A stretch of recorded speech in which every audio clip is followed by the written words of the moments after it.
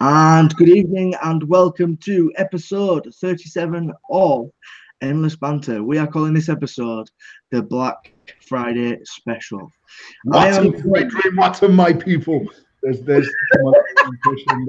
That's more for Black Friday done right there.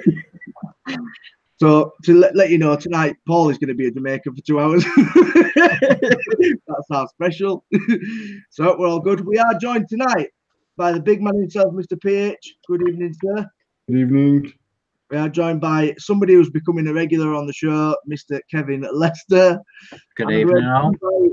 One of the members, Mr. Viv. Don't know your last name because your Facebook says Masked Cloud. So yeah, we're joined. So we're going to start off tonight, as we always do. Guys, good evening to everybody in chat. I hope you're all right. I hope you've subscribed and I hope you've liked the video already. So we're going to start off with Mr. PH. How's your week been so far? What have you had for tea? Next. What have you had for tea? How's your week been so far? Drinking, and how are you? I've been to Miller and Carter because my son was sweet 16 yesterday, but I didn't see him till late last night. So we've been out to food, and I've been back about half an hour, and Tasha just drove all the way to drop him back so I could do this fucking shit. I mean, so I could do this show to all our loyal followers. What do you mean? I was about to cancel this show 20 minutes ago.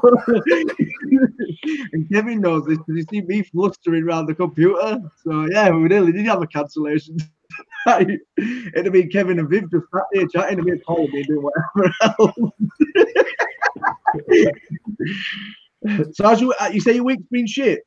How has it been shit? No, I've just been busy, mate. Look at work with this, making sure stock's right, and just fucking generally, we've had some staffing issues, and it's just been a shitty week. But still, not. You have to just crack on, mate. That's it. And what did you have for Miller Carter? Come on, what did you have for tea? Tell us the fucking full shebang. What did you have for pudding? What did you have for main? Come on, give us the full bangings. What did you have? The steak, you can't, that's all they sell at Miller and Carter. I had a fillet steak. I had some chips. I had that onion loaf, which is only nice if it's burnt to fuck. I've never been to Miller and Carter. I drive past it nearly every other day, and I always think I should go in there, but then I just reach in my pocket and go, yeah, not today. Mate, you know what? To be honest, you can. It's not grossly expensive. The seven of us were just there, and we had drinks, 2 or 3 rounds of drinks, mains. Bearing in mind, there was 4 adult meals because Sinead eats an adult meal and Billy eats an adult meal, and it comes to 190 quid. That was with puddings as well. But actually, I bet the puddings, you're better off taking a packet of custard creams or something, because the puddings are fucking dough compared to the meal. Really? Well, look, 7 puddings probably cost us, I reckon, at least 50 or 60 quid of that. They're about 6 quid each or 7 quid each. So obviously 7 sevens is 50 quid, ain't it? 49 quid. Oh. Yeah, Abby, cancel our reservations, look. That was 4 fillet steaks as well. But if you have a normal steak, you could probably have a main for 18 quid.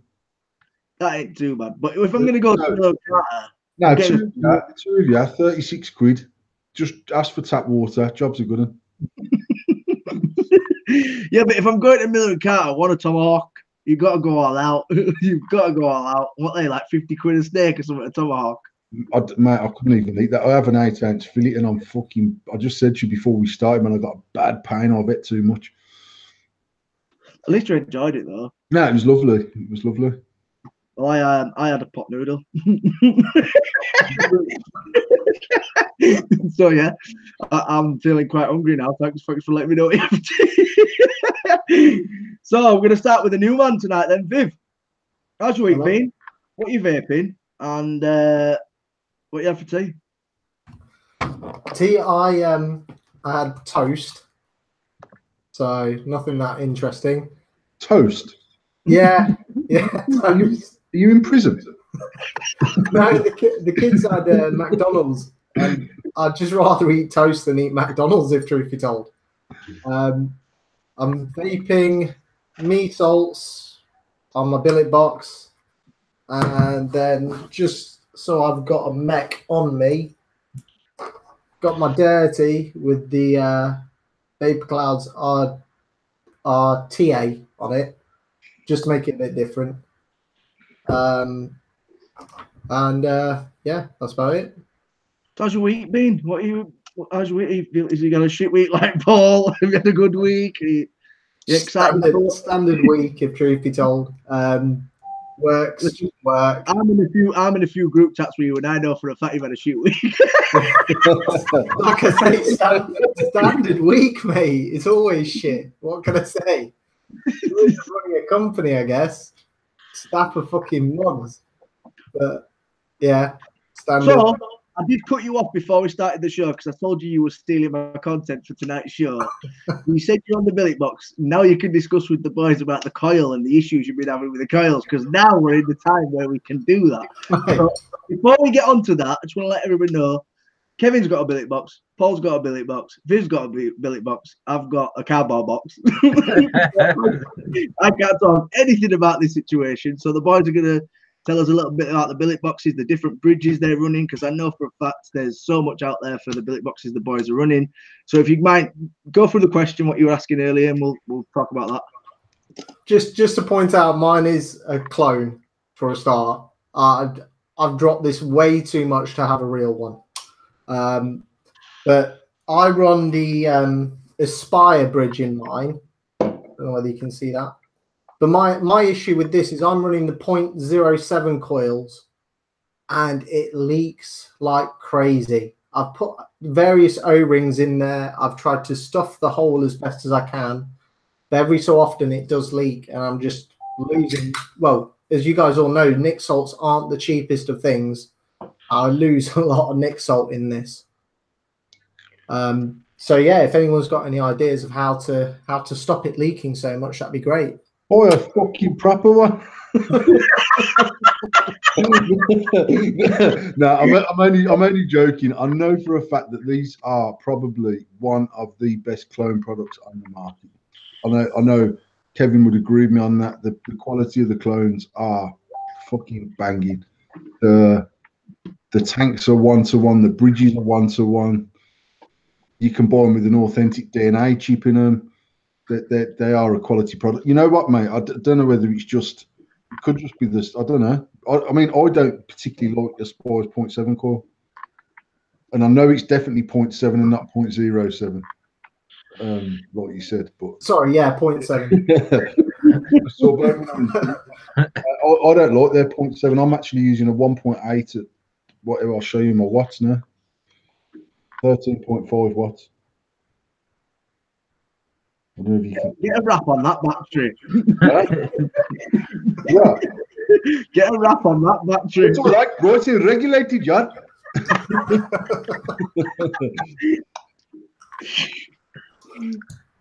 Yeah, that is a clear wrap before anybody starts crying in chat. I know someone will say, it's not. You do it.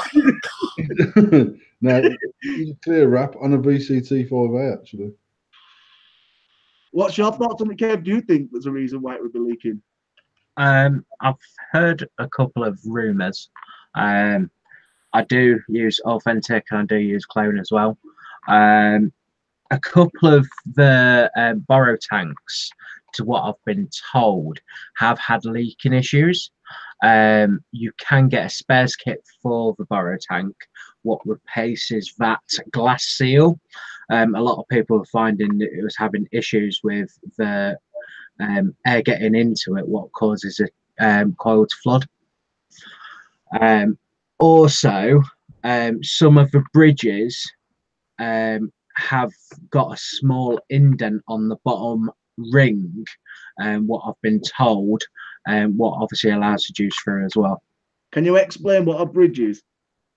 I can. Getting across the fucking water without getting your feet wet. But if you're Jesus, you can walk up. Just give me 2 secs, Tom, and I'll It goes into the fucking vault of billet boxes. I'm just trying to find my spare bridge, what I've got set on the side. I can tell you I wasn't organised for this one, can't you? Well, it was Viv that brought the billet box question. Very, very quickly, the bridges art is the way. I mean, Kevin will show you some bridges in a minute, but the bridge goes inside the tank. Again, I don't know how clear you can see that. So there's the tank inside, and the bridge just allows you to run various types of coils. So you can get a BVC, an Aspire BVC bridge. You can get a Aspire Nautilus bridge. I know it comes with the Kangatech sub-ohm, the sub-tank type coil bridge, the OCC coils. You can get a rebuildable bridge for them. There's all sorts of bridges available. So it just means that if you're using a device currently that you love the coil, you know that you want to vape at 12.5 watts. I've got the blue one upstairs, the other one. That's got the BVC, the Aspire BVC bridge in it. And for me, in fact, I would go as far as to say, for me personally, I prefer a BVC coil over a Nautilus coil. I just said that out loud. The Nautilus coil's good, but I find the BVC coil personally smoother. I can agree with that. Yeah, I agree with that. I think the BVC coil's good, and it's value for money as well. You can pick them up quite cheap, can't you? That said, I'm looking forward. I've used the Nautilus 2S tank at Expo. I'm looking forward to trying that in sub-ohm with the 0.4 in there, just for shits and giggles. So the S2, we should have that in stock next week. We've got the new Zelas 2 kit coming, which basically is a Zelas mod with the Nautilus 2S tank, and we've got the S2 tanks coming, and we've got the new coils coming, including the sub-ohm one at 0.4. But the tank itself is quality. It's top fill, which is about time they've done something fucking, brought the time up to date. And so, yeah. But yeah, for me, BVC, Nautilus. I don't particularly like the OCC coil personally. It's not my thing, but that's what the bridges are. So it just enables you to run different coils in the same. Like the chimney section of it, is that what changes it? You change it like the bridge is the chimney section. Yeah, in essence, yeah. Yeah. Kevin, have you got some bridges to show us, for example? I have. All explained, and now you've gone through the vault. Do you have time to show us your bridge? Yes. So, like Paul was explaining, you have a chimney pot where your coil will screw into, and you have the bottom adapter, what obviously allows you to screw the coil into the adapter, and obviously you screw it all together to slide it into the borrow tank itself. That one is a BVC, as in the small BVCs. Personally, I'm going to disagree with Paul because it's my personal opinion. I do prefer the Nautilus coil. Everyone's entitled to opinion. It's just your opinion's wrong, but that's not. Yeah, but my opinion's right. No, I'm joking. I'm honestly, I'm joking. I mean, for me, I always genuinely preferred using things like the ETS and stuff like that. The Aspire ETS with the BVC. I just find them less gargly. That said, I've not used a Nautilus coil since I've been using an AO box, so probably for getting on for 2 years now. No, I agree with you about the Nautilus coil. And whether the Nautilus coil's advanced, improved, or whatever, I don't know, because I've not had an issue with this gargling, spitting, or fuck all. But back in the day when I used to exclusively use a Nautilus mini tank, I used to find the coils absolutely hit and miss. But that says that's going back to, like I said, 2.5 years ago. So I'm sure, even though they're banging out them coils by the fucking trillion, they're just constantly tweaking and improving their manufacturing skills. So I've not had an issue with this, and actually I've quite enjoyed vaping this. I don't know whether it's because because I only use menthol-based liquids for mouth to lung, I find the Nautilus a little bit more intrusive for me at 12 watts. Because it does work, it works better, so it just seems to give me too much. But then if I go down to 11 watts, it's like I haven't got enough of a throat tip, but I've got too much of some. I can't explain it. It's just from at 12.5, 13 watts, a 1.8 BVC coil is perfect for my style of vaping. That's it's fine. Like, obviously, like you said, everyone's entitled to an opinion. It's just if you think they're wrong or not. So on another note, you do have a vape shell as well. So the vape shell is a rebuildable section. You get different chimney insert sleeves for them as well to obviously restrict the airflow through the actual deck itself. So you can go anywhere from mouth to lung with it, or a restricted sub-ohm sort of hit from it. You can get. Can you remember the original Atlantis coils? You can actually get what they class as the A tank. The A tank is slightly different to all the other borrow tanks. So the A tank has a lot bigger hole in the bottom of the borrow, and the top is slightly widened as well on the tank. That enables the coil to go in. Obviously, the coil being quite large, it allows that space in there to do that. To be fair, you can get pretty much any bridge you can think of for a coil. I went for a list of about 145, I think it was, different bridges, what people have manufactured for all the different types of coil out there. So that IO coil. Sorry? The one for the Joytech IO coil. I can have a look. I can't remember exactly off the top of my head if there is. One of the others I use is, I don't know if a lot of people know the coil or not, but you can get EUC coils, and they're a ceramic coil for mouth to lung and sub-ohm. And I've got one of the Mod Factory bridges, what allows you to use these coils. I seem to find it's quite crisper flavour being ceramic than obviously normal sort of camphor wire or stainless wire in the normal coils.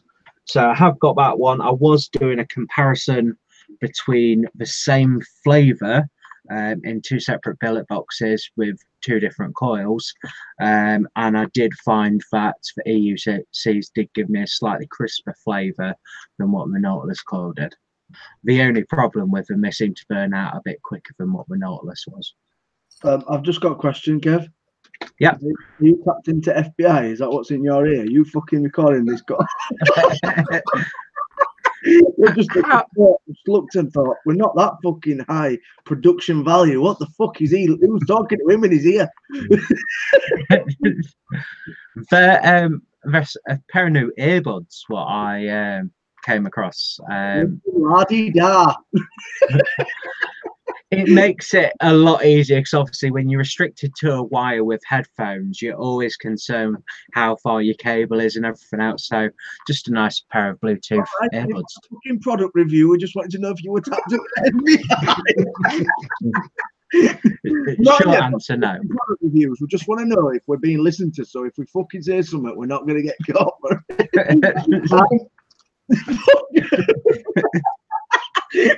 Fuck 'em.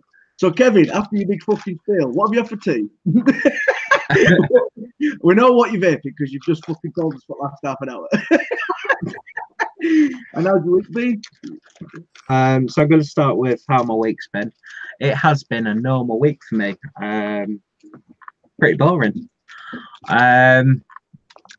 You know what I'm vaping on, obviously. I'm drinking. Yes, we do. I'm drinking water. What are you vaping on? I've got a clone billet box with some mango passion salt. I've got an authentic billet box with cool mint in it. I've also got a emperor, and I've got some hot cross bun in there. So I've got loads of stuff what I'm vaping on. Who makes the hot cross bun? It's cotton and cable e-liquid. It's quite nice, to be fair. The cinnamon in it's quite pleasant. It's not too overpowering, in my personal opinion. I find a lot of people who use cinnamon, it overpowers it. We're going to rename this the product review show.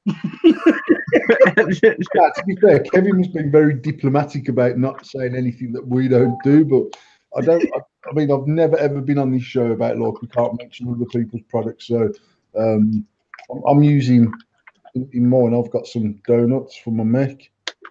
I've got Vampire Vape Bloodsucker in the billet box. What else? We've just got these. We've just got some Vladins in as well, which I've had before. And we deal with the company in China that manufacture this product. I know that James at Evolution's just got them in, but we're looking at possibly doing something different with these. So I've just had a couple of these in. This was the fucking ones that the bastard sent me with liquid in, and I was chunging on it, and then realised the fucking motherfucker had sent 50 milligram Nick salts, and I was rattling around the house like a crackhead. So I asked him to resend me some with empty pods and some more replacement empty pods, and then we're like, I'm just gonna have a fuck about with them and see whether we can do something with that as a pod system for AF maybe, or for 2020, which is dropping soon. Yeah, do you want to let me know a little bit more about 2020? Because I know you want to That's it. about... That's it. Yeah. Is that done? That's it done. There we go. There we go. That's all you're getting. You know the name. That's it. So let's go on to do a little bit of news. So every week we do news, and we've not got that much news this week. We have got a follow-up, obviously, as I said last week, for us to watch out for the FDA and stuff like that's going on. So we've got a little subject for the FDA. We spoke about the banning convenience stores. I don't know if that was last week, Kevin. We spoke about that when Paul wasn't here. Yes. Basically, what they're saying in America, Paul, just to catch up you and Viv, basically in America, what they want to do is they want to ban everything that's flavoured inside convenience stores. So like Asda's, your Tesco's, your Co-ops and stuff that sell vape beer, they want to ban flavouring. So what about in vape shops? I'll get to that. So basically, they just want to ban it across convenience stores. Well, it's actually gone through, so they're not going to be selling anything that's flavoured in convenience stores. You can only purchase, and the wording of it is, FDA ban most vape flavours except in adult-only vape stores. That's the wording of the article. So I get off there that they're expecting that kids are buying stuff from convenience stores when it's meant to be over 18s anyway. So what's the difference between them selling it in a convenience store and selling it in a vape store? But they're not banning menthol. Sorry, they're not banning menthol in vapes, and they're not banning tobacco in vapes in convenience stores. But they're banning menthol in cigarettes in convenience stores. So you can only buy flavoured product from an over 18 store, like a vape shop. That's not bad for the time being. To me, if you're going into a convenience store like a Tesco's and Asda and Morrison's, whatever, wherever you're purchasing vape gear from, if that's where you get your device from, your liquid from, you're meant to be over 18 to buy that anyway. So what's the difference in banning it in them stores to not banning it in vape stores? Maybe they feel that the convenience store is not as educated on selling these products as a vape store. I mean, the bottom line is at some point that they've done this for a reason. I don't know what the fucking reason is at this minute in time, and I'm sure once it's rolled out across convenience stores and if it's gone through, it has been rolled out, it leaves them open to tick it once more and then ban it across vape stores the same way. I just feel they're trying anything and everything just to get rid of fucking vaping in the States at the minute. I really do. What's your opinion, Kevin?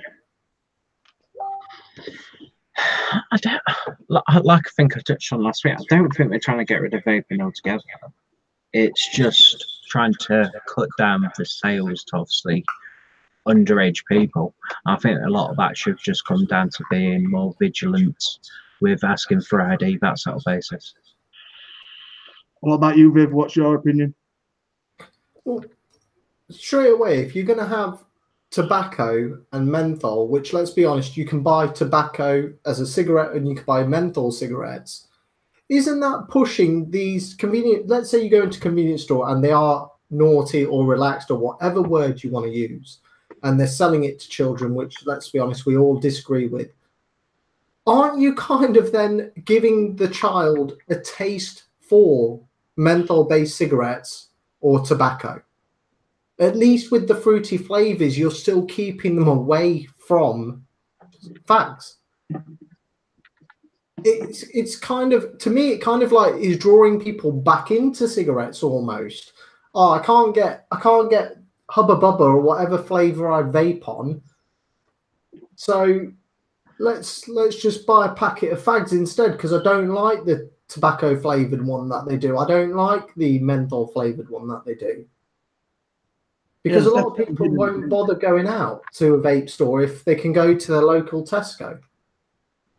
There's a hidden agenda to it. We've discussed it in the past that we think there's a hidden agenda to it. Obviously, that is because, let's be realistic, they're losing money off vaping in tobacco prices. You know what I mean? They're losing money in that. So there is a hidden agenda to it. Bolton. Say that again. Don't look, you're in fish Bolton. Viv, turn down your sound a bit or touch your mic or something, because I think it's echoing off your mic. Or just mute yourself and unmute yourself. Sound all right now? It's better. Yeah.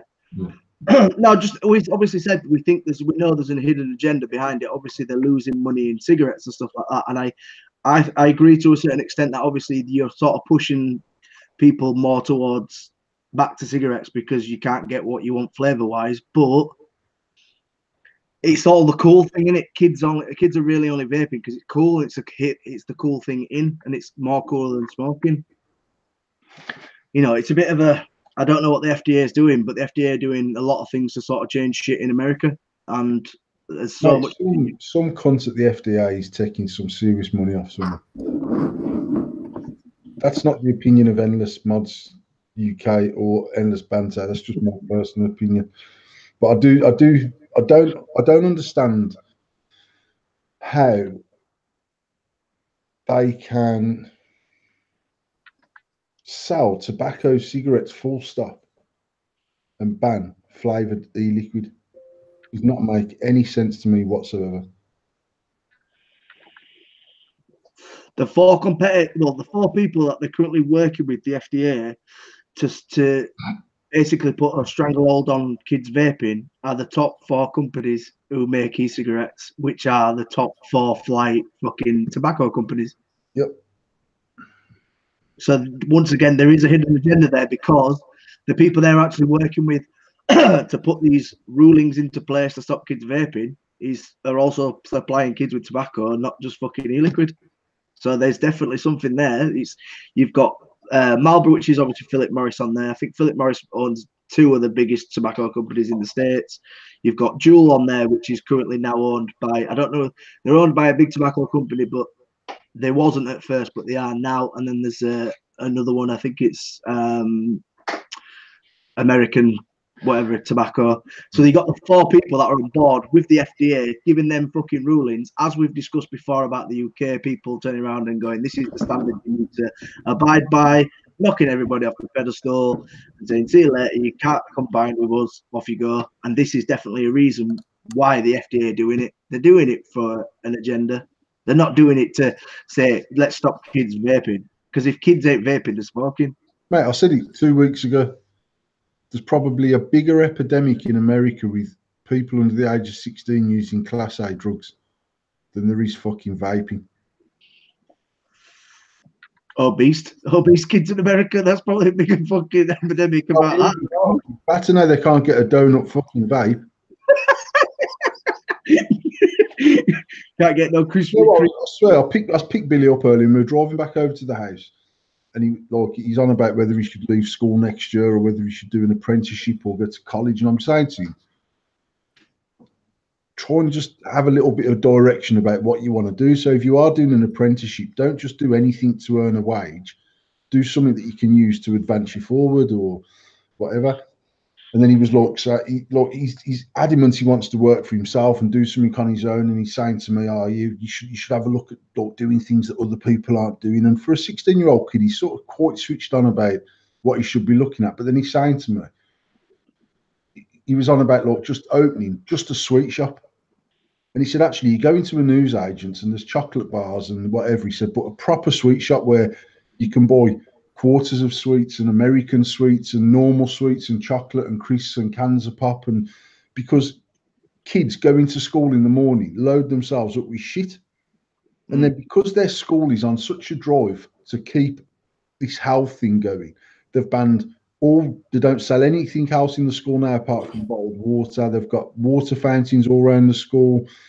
Jamie Oliver's obviously fucking had to play with the menu so they don't have no turkey swizzlers on the menu and all this sort of shit. But now you've got kids at school flipping packets of chewing gum for £2. Fucking hell. And he's saying to me, like, he says, "Oh, do you know where I could buy them American cans of Fanta and that from? Because I know I could get £3 from at school." Yeah, we do actually. And I'm like, "Yeah, I'll fucking hook you up, some man. We'll fucking split that shit right out down the middle." But I mean, it's like, no matter how, I was just thinking earlier about not sort of the correlation between eating junk food and smoking, just this whole thing about kids doing something they're not supposed to fucking do. And I smoked from the age of 12. I started smoking. By 13, I was a regular smoker. My old man knew that I was smoking probably from the age of 14. And he never, ever, ever said I couldn't smoke. He just didn't allow me to smoke. He didn't allow me to smoke in the house. I weren't allowed to smoke around him. He knew that when I was out, I was smoking cigarettes. But he always said, if I let you smoke in the house, then you're going to smoke more cigarettes. And if you smoke more cigarettes, where the fuck are you getting the money from to fund your habit of smoking, apart from going out and robbing someone? Because I'm not going to support your habit of smoking cigarettes. So because it wasn't necessarily taboo for me to smoke, I didn't have to sneak about and then smoke extra cigarettes and all that. And I just think when you start pushing anything into an avenue of this is a no-go area for kids, the first thing most kids think is, fuck that, man, I'm going to see if I can get hold of that. You're right. And We've all done it. No, absolutely, mate. And I mean, we could always have we could have a discussion for 2 hours just about people's personalities on whether they use drugs in their life or whether they don't. For me personally, and I've said it many, many times, as a teenager, I smoked weed. I was never, ever, ever a regular weed smoker, but I smoked weed because my pals smoked weed. So when they passed me the spliff, I had a blast on it because I felt like I should. I've never in my life done anything other than weed. I've never done speed. I've never done ecstasy. I've never done acid. I've never done cocaine. I've never done heroin. I've never done crack. I've never felt the need to. I've always been curious. And if I said I wasn't, I'd be lying, but not curious enough ever to say, fuck it, I'm going to try some heroin and just see what this shit's about. Yeah. And that's because of my personality. But there's other family members that have said, actually, I'm going to do this and I'm going to do it to excess and I'm going to do some ecstasy, some fucking acid, some speed, some cocaine. Fortunately, they've never gone down the fucking, the crack and the heroin, the route, but people have different personalities, and I don't believe that more people will start vaping than would ever start smoking either. I genuinely don't. I believe it's much, much cooler for a child to use a vape than it is to use a cigarette. That said, when I've been and picked my kids up from school and the kids are bowling out with fucking little sub-ohm kits blowing clouds, it looks just as grotesque as it does them walking out with a cigarette. But I'd imagine in the circle of 12 to 15, 16-year-old kids blowing clouds and going, oh yeah, check out my blueberry donut, bro, it's sick. It's just much, much cooler than passing someone half a cigarette that tastes like foot. So all these people that say it's not a gateway to smoking, I don't believe it is a gateway to smoking because it's available to them. And actually, I would imagine that most teenagers that are using any sort of vape device have started off on a vape device. And that's because that's there and it's available to them. I would suggest that 95% of everyone that started smoking in the last 3 years, started vaping in the last 3 years, underage, probably would have started smoking. Yeah. And if they're smoking, they're spending a hell of a lot more money on tobacco than they are on vape gear. It's a much, again, for me personally, it's much more of an addictive habit from the get-go. Like if I'd have started vaping 25 years ago, or fucking, I don't like to say 30 years ago because it makes me sound old as fuck, but actually 30 years ago when I smoked my first cigarette at 12 years old, I don't believe that someone who starts vaping now, who's never smoked, has the same natural addiction, both to nicotine and habitually, as what you have with a cigarette. Because it's completely different. So with the cigarette, you've got this whole tribe of people that go out at break time and smoke cigarettes. And actually with the vape, if you're allowed to use it in work and you're just having a little toke on it and doing your job and having a little toke, you haven't even got the same routine as a smoker, because smokers become routine obsessed. I get up in the morning, I have 2 cigarettes, I have my coffee, I get in my car, I have 3 cigarettes, because when I get to work, once I'm there, I can't have one till 10 o'clock. Then at 10 o'clock, they go on their break, and then I'm going to squeeze in 3 cigarettes because I've only got 15 minutes and I can't have another one till 1 o'clock. And they become very routine obsessed and habitually smoking cigarettes at certain times of the day, doing certain things every single time they're legally allowed to have a cigarette in their day-to-day course of action. But someone who starts vaping, they get up in the morning, they have a couple of toots on their vape, or not. It's different, because when they're driving the car, they have a couple of toots. When they get into the office, some people are allowed to vape in the office. So actually, the actual habit of smoking, in my opinion, is completely different to the habit of vaping. As someone who's never smoked cigarettes, I'm talking about. Now, for me personally, what I've found is, because I used to smoke fucking 60 cigarettes a day, and I used to smoke in my office, and I used to smoke in the factory, and I used to smoke in my car, and I used to smoke in my bed, and I used to smoke in the house, and I used to smoke in the living room, and I'd smoke having a shit, and I'd smoke in the bath, and I'd smoke anywhere that I could smoke. So when I started vaping, one of the biggest downsides for me personally, and there's a lot of people that I hear this off who vape, and some of you might agree, some of you might not, is that this is in my hand 24/7 when I'm awake, and I'm chonging on it, and I'm doing. And if this was to disappear tomorrow for whatever reason, I would imagine my cigarette intake, because I know I'd smoke again, and if I said I didn't, I'd be fucking lying, that would probably exceed any amount of cigarettes I've ever smoked in my life. Because I know, and I've said many times, when I first give up on a cigarette, I'd done 11 months completely exclusively on a vape. From the day that I bought the kit until the day that I smoked was 11 months. And in that 11 months, I never even so much as lit one cigarette, not once. And then I had a fag because my kit was broken, and I started vaping again. And then psychologically, I convinced myself that I could smoke or vape and do whatever I wanted to. So then the next weekend, I thought, you know what, I actually quite enjoyed that cigarette. I'm going to have a couple more fags. Within 4 weeks of that, I was back on 60 a day. Now, prior to me quitting the very first time and vaping for 11 months, I never used to smoke more than 40 a day. But within 4 weeks of after vaping for 11 months, within 4 weeks of smoking again, I was smoking 60 fags a day, sometimes 70. I'd get into my 4th packet. And that was because I used to have my cigarette and I'd throw it down, and fucking 30 seconds later, sometimes I'd get to take another drag, which I could do with my vape because it's there non-stop. So then I'd light a cigarette just for the sake of it. And it might be walking from my office to a meeting fucking 200 yards away, and I'd have 7 drags and fuck the fag off at 20 pence a cigarette or whatever they cost back then. And then I'd come out of that meeting and I'd go for a piss, and on my way to the toilet, I'd light a cigarette and I'd have some drags and I'd fuck it on the floor. But when I was vaping, they're perfect.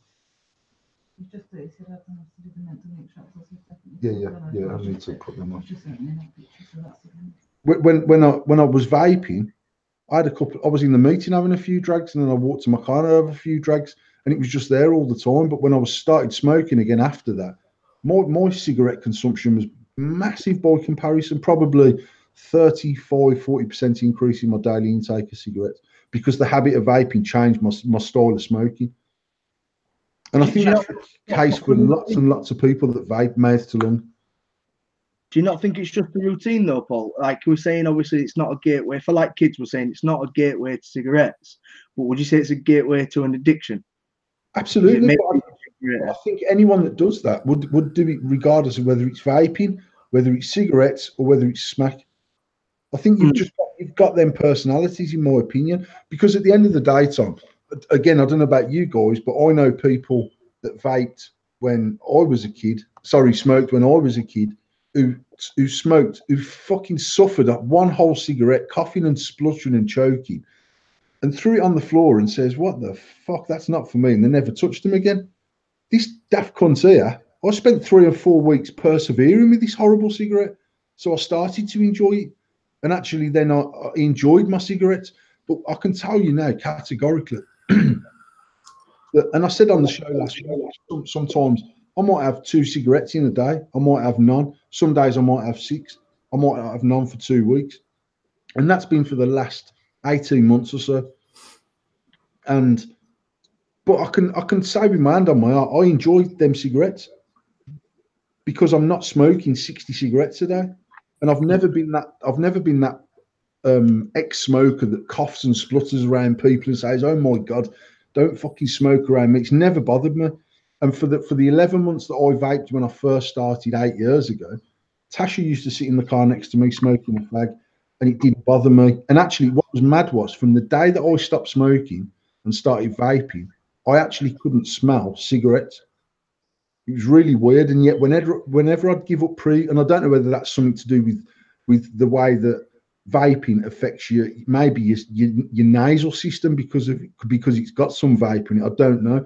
When I've given up cigarettes in the past, for the first 2 weeks of walking downstairs in the morning, you realise your house smells like a fucking tramp sock, and you can smell that stale smoke. And you get in your car and you can smell that stale smoke that's embedded into the car. And I used to walk into my office at work and I could smell it. From the day that I started vaping, I could not even smell a cigarette. And yet normally you're heightened to that smell of secondhand smoke.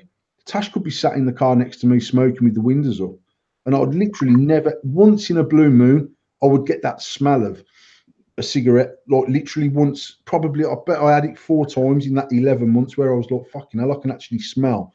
I get into my car and I'll have this one mad whiff and I'll be like, fucking hell. Like I knew Tash had smoked in the car. But actually, I just think people have got a personality to either carry on and persevere and then progress on to different, like people you say, oh yeah, if you smoke, then you're going to start smoking weed. If you start smoking weed within 6 months, you're going to be a fucking crackhead. And actually, even as a kid, I can remember people saying, oh yeah, you smoke weed, it's a gateway to becoming a drug addict. I think your personality is a gateway to being whatever you're going to be. And if your personality is of an addictive nature, and also I was not the sort of person that suffered with peer pressure. I just didn't. And actually, I was probably the person that would get someone to inject heroin. Now, I never did that, but I was that sort of, like, I was like the leader of not necessarily the overall leader of the pack, but there's within any group of friends, there's always people that are leaders and people that are followers. And maybe that's why I've gone through management in my life and been successful at doing that, is because I do believe naturally some people have got the instinct to lead people and other people just work better under instruction. And that's why some people can go to college and university to be a manager. And actually, when they get out into the field, they're shit because they're not geared. They might know the mechanics of how to do it, but the reality is to actually manage men. And without sounding absolutely like an arsehole, I had a conversation with Tasha 8 years ago about kids, and I said, actually, if you manage the children the same way I'd manage at our peak at the factories when we employed 200 people, and I was responsible for all 200 of them people apart from the board of directors above me. If you manage your kids the same way you'd manage them 200 men, it all amounts to the same thing. It's exactly the same as buying a puppy and rearing the puppy and making it not shit on the floor and making it understand when it's done wrong and actually being flexible with people. You've either got the ability to do that or you haven't. So in life, you've got people that will lead, you've got people that will follow, you've got people that will end up on heroin, whether one thought they would or whether they wouldn't. You've got people that smoke who you'd never think would smoke, and you've got other people that you would expect to smoke because they smoked as a 13-year-old. By the time they're 15, they're like, I'm literally doing this just to impress my pals. And then they stop smoking. Or you've got the people that I've said to people, have you ever smoked? And they go, I had 6 drags of one back in 1964 and it was disgusting and I've never touched one since and I never would touch one again. So a long-winded answer to your question is, does vaping encourage people to start smoking? I think people encourage themselves to do what they want to do. And I think ultimately vaping's not an option. They would smoke cigarettes. And if smoking's not an option, but weed's an option, they would probably smoke the weed. If the weed dried up and their pals got some cheap crack, they would probably try the cheap crack, because there's people that just are that way inclined. And they'll try, like I said, I don't know if I said this on the show, my best friend growing up became a heroin addict and actually ended up killing himself in jail. And they literally took heroin because 4 of them sat in a flat watching Trainspotting. Now, I could not get my head around this as a 16-year-old, 17-year-old kid. When someone said to me, X, Y, and Z, I've heard of taking heroin, and when I questioned them, and I say one of them was like my best pal, he lived at my house, we were best of friends. And I remember saying to him, mate, I've heard you're on the gear. And he was like, nah, mate. In fact, we were on about Tom. It must have been me and Tom were talking about it after the show or before the show or whatever, or at Expo. And I says, mate, I've heard you doing smack. And he was like, no, I'm not a fucking smackhead, mate. I only smoke it on a Wednesday. And I was like, what? I says, are you fucking stupid, mate? You don't have part-time heroin addicts. And he's like, no, honestly, he said, we were watching Trainspotting and we were just intrigued about what this fucking drug done to you. Now, I've watched Trainspotting and thought, who the fuck would spend money to feel that way? And yet 4 of my friends, 2 of which are dead, one of them which is still a heroin addict, and one of them that cleaned himself up right from the very first time he went into rehab, sat watching it saying, oh, fuck me, I wonder what that's like. Let's go and buy some and try it. And for me, that just proves the actual point that some people will and some people won't. And I still know to this day, had I have been sat in that flat with them 4 people, I still wouldn't have tried the fucking heroin because of the sort of person I was. I didn't feel the need to. But within 6 months of him smoking heroin just on a Wednesday night, he was smoking heroin 7 days a week. Within 12 months of him smoking heroin 7 days a week, he was injecting 4 days a week because he didn't have enough money to smoke it all the time. So he started injecting at weekends because it gave him a better high for less money. By the time he died, mate, he was injecting £250 worth a day of heroin. Fuck me. And that is what this shit does to you. Now, I don't blame anyone for his demise. I blame him. And actually, I can, again, as a 42-year-old man, if I look back at the people that I mixed with, and I didn't come from any wealthy family by any stretch of imagination. We was brought up in a council house on a council estate. My dad worked fucking hard to support my mum and the 5 kids. My mum was a stay-at-home mum who cooked and she cleaned and she tidied the house and she made sure our fucking beds were made, and very old school, very traditional family. But we were raised with morals, we were raised with respect, we were raised with manners, we were raised with just something about us that made us be responsible for our own actions. And my old man was never about us being perfect, but he was about us being responsible for what we'd done. And if I'd punched a teacher in the face, if I could justify why I felt I'd punched a teacher in the face, I'm not saying my dad wouldn't bollock me, but it was much better for me to have a reason why I'd done it than me just to say to him, yeah, well, I punched him in the face because Tom told me to. Because my dad could not understand that. He was a bit like, why, if Tom told you to jump off a cliff, would you? So he made us responsible for what we'd done. He made us responsible for the things that we've done, the way that we lived our life, and ultimately made us understand that anything we choose to do has a reflection just on our life, and it can affect other people, but ultimately it's about yourself. So I know with my hand on my heart that I could have sat in that room watching that with them, and when them 4 are saying, mate, where the fuck do we get some heroin from? I'd have been saying, what the fucking hell were you on about? Why would you even consider smoking heroin because you've just watched that on a film? That's like watching Brokeback Mountain and then sticking your cock up your pal. Light in the mood with that one. It doesn't compute in my head, but that's because that's because people are different. So I do not believe that, and I've said this for 2 years. What's that, babe? What did you say? I do not believe that McDonald's liquid is aimed at fat kids. I think it's aimed at stupid vapors who go, oh, mate, have you tried this sick flavour? It's like McDonald's. McDonald's cake is aimed at fat kids. Their own cake is. No, I'm being serious. I mean, if someone's got even down to go into the IVG bubblegum millions thing, I do not believe in a million years that was directed at selling their product to children. I just don't think that's how these marketing people's minds tick.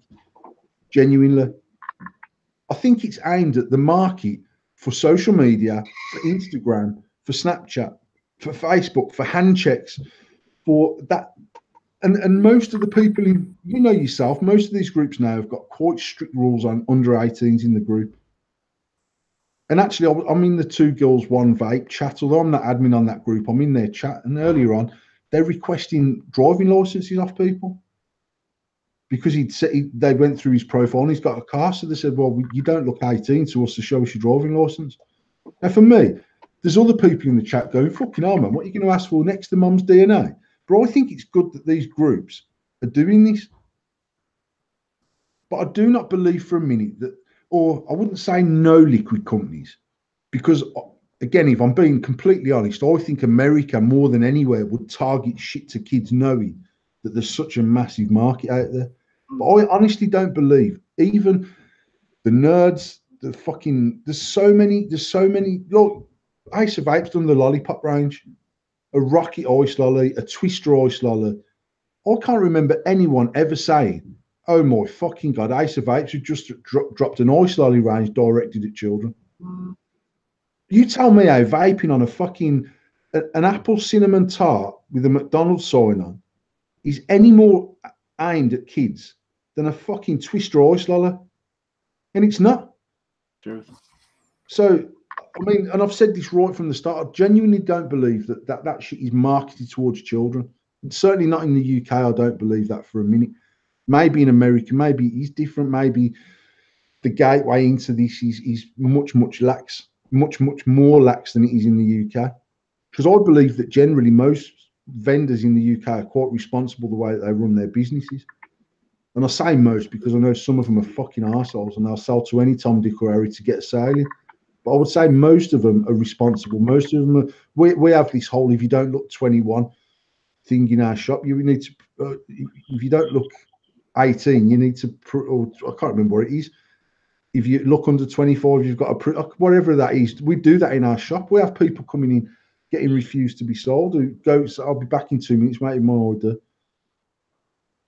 I've got a shop within a mile of me. We'll sell it to fucking my two daughters if they went in there at 7 and 9 because they don't give a shit.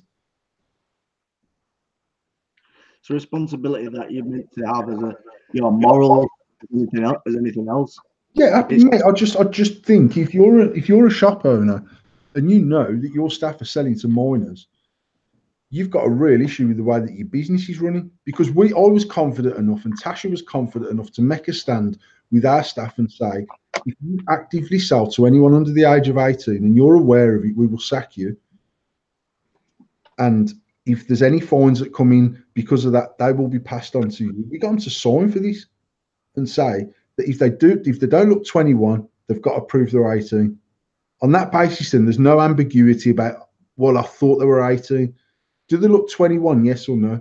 No. I need to see how I do. But then we might lose the sale. Then I'll gladly lose the sale. We've had people in our shop where the kids come in and they've says, oh yeah, mate, can I have this? And I've said, no, you're not 18, mate. So fuck off, get out. 2 minutes later, the dad comes in out the car. All right, mate, can I have that in purple? No, why?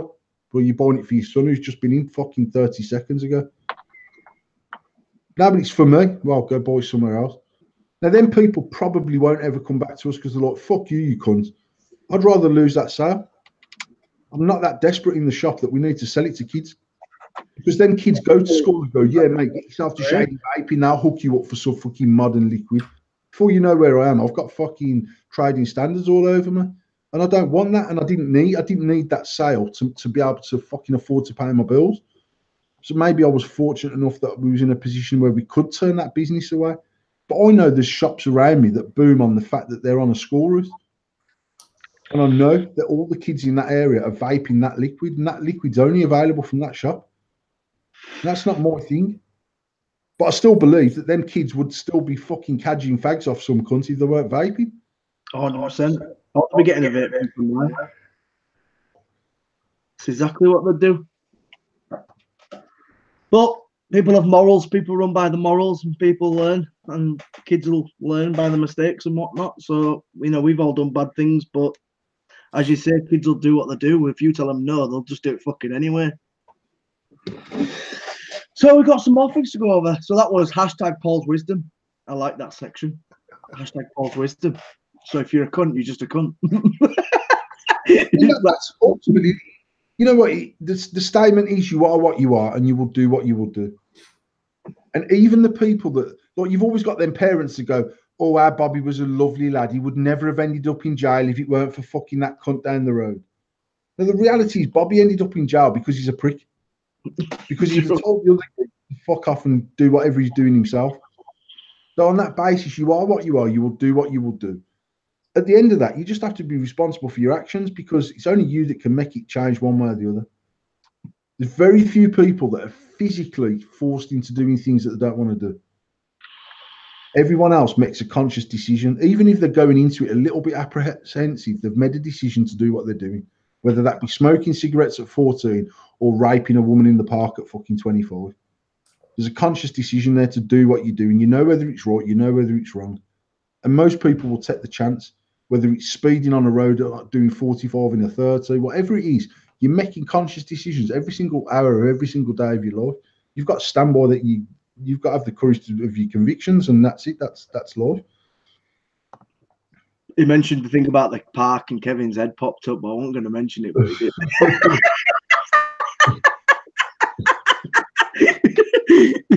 No comment, Kevin. No comment. Well, we've got a few other things to talk about tonight.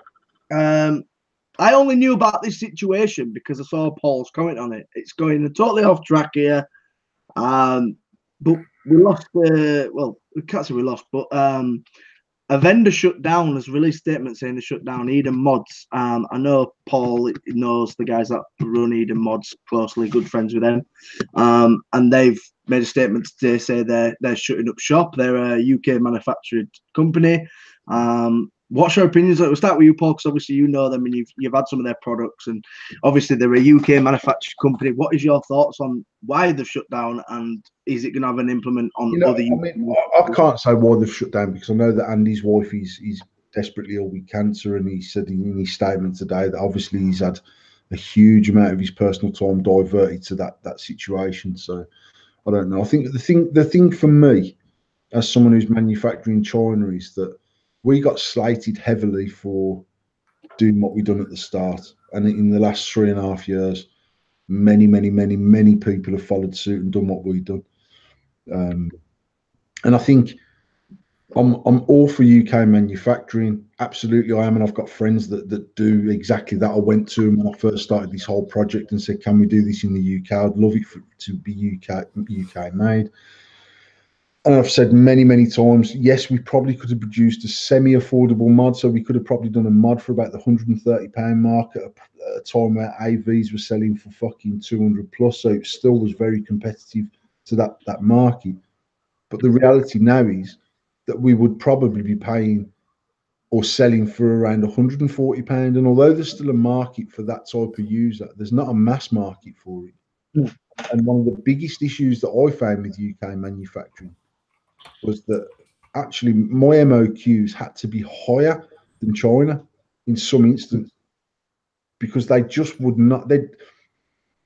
Most British manufacturers, certainly doing CNC machine and that, they're run by families whose families run it and passed it on to the next member, who's passed it on to the next member.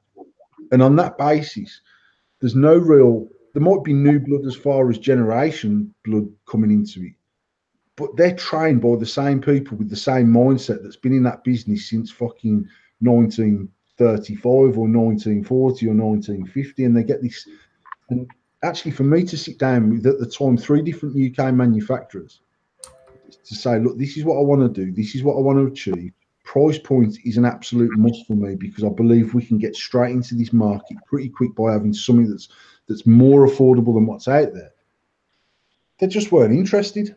Not at all. And then for me to buy a 6-tool CNC machine, I didn't have 250 grand. I didn't have the knowledge how to use it. I didn't know where to source the parts from because it weren't my thing.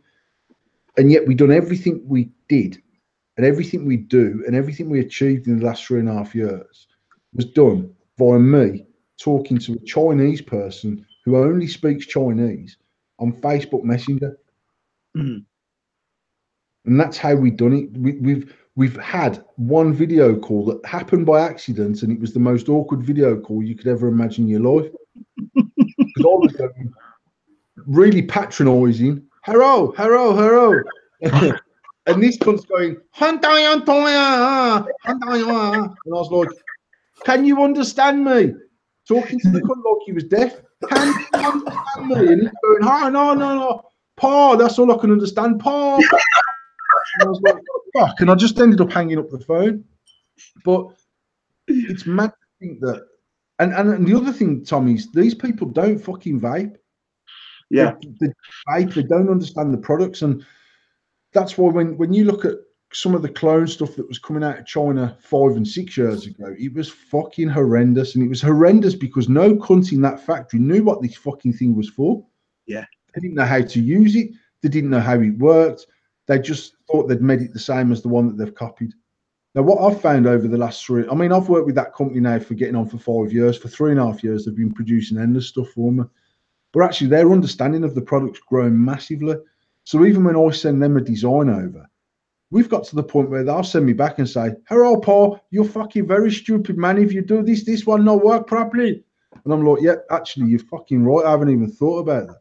Because their knowledge of stuff have changed. So to see Eden Mods post up to date, it's sad because they were, as far as I'm aware, the first UK manufactured product they were the first UK manufacturer for their size, yeah, definitely. Do you think it will affect other people manufacturing in the UK though? Because obviously, regardless of Andy's situation, obviously they're classed as a high-end device. They're not. Would you say in an affordable bracket?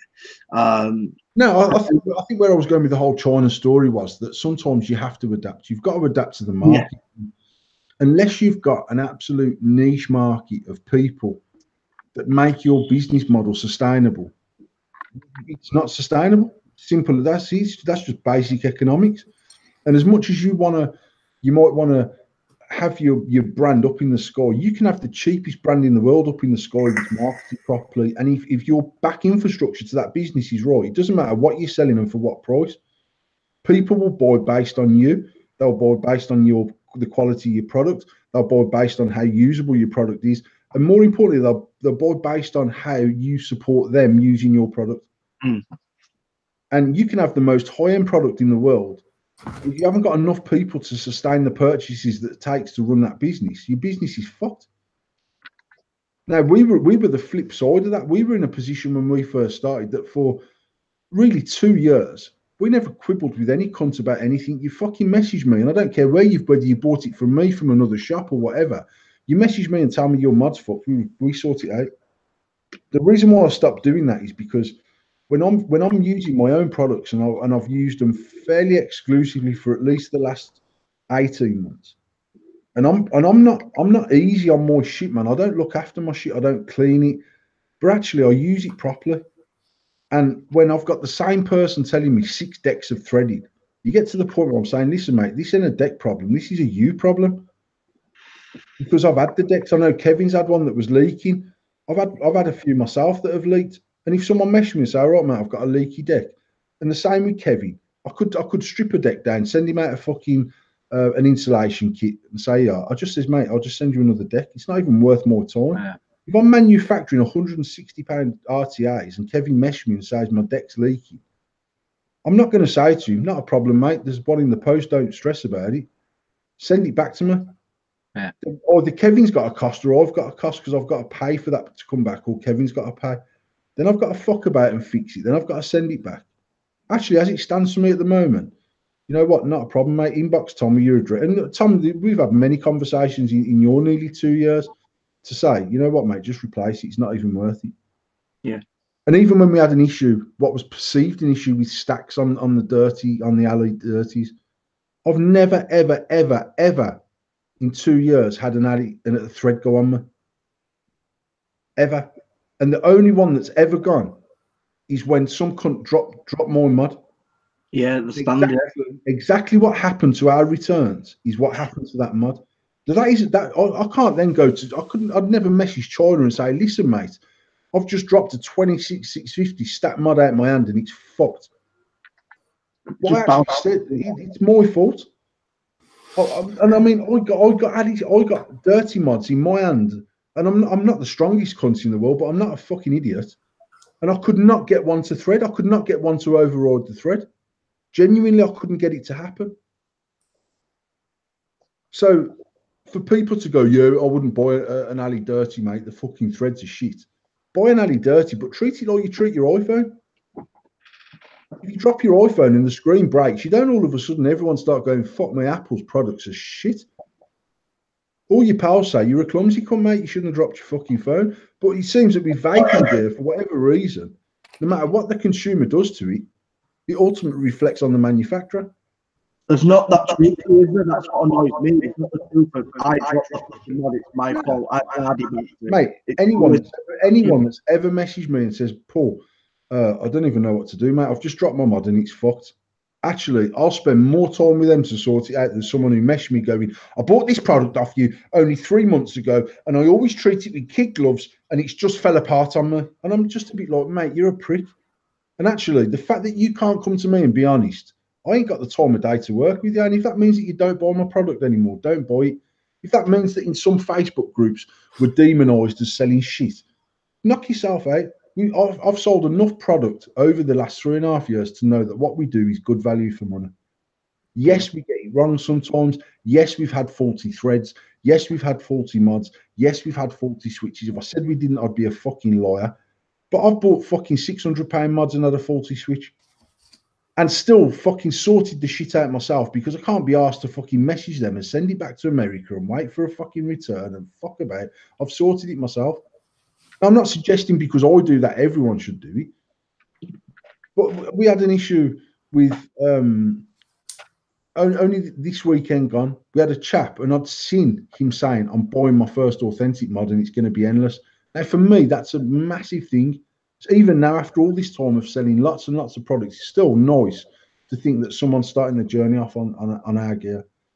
And when we had the first lot of cleaner mods silver plated, they were fully silver plated, inside out, threads and everything. And then we had a few issues with the silver, whether they'd been left in the plating for too long or they'd been left in the pre-treatment acid for too long. Some of the threads looked like they'd been ate away. And they still worked perfectly and there wasn't a problem with them, but aesthetically it had pissed me off. And we had it with the bottom of the 510 on some of the RDAs where the threads just wasn't right because of the way they were plated. So then on the second batch of cleaners and on the third batch of cleaners and on the fourth batch of cleaners and on the fifth batch that we done earlier on this year, I decided that, you know what, I don't want the thread silver plating. So actually plate the mod as a stacked kit. And then we'll plug the ends and we'll just externally plate the mod so it's more for aesthetics. It's on a brass mod anyway.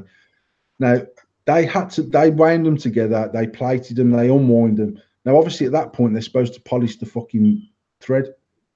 We've had a handful of mods out of that final batch where they'd obviously unscrewed and packaged them and there was shit on the threads. Now, then the threads needed cleaning. The threads weren't fucked. The mod wasn't fucked. They needed cleaning. And the geezer got this mod and then he's posted. First of all, he'd messaged us. We agreed, send the mod back and we'll get it sorted. That's not an issue. What annoys me thereafter is then, straight after we've agreed to do that, this mod's posted up on Facebook going, oh my God, I am so pissed off. I've just received this. What do people think? Now, I get tagged in these posts numerous times. And actually, all I commented on there and said was, yeah, I'm fully aware of the problem. As far as I know, we've sorted it out. We're waiting for the mod to be returned. As soon as the mod's returned, we'll replace it. We've also sent in the money, the return postage, so he's not out of pocket in any way, shape or form. And actually, I'm really sorry, but I can assure you the next one that comes out will be right. Lo and behold, we sent out another bad mod.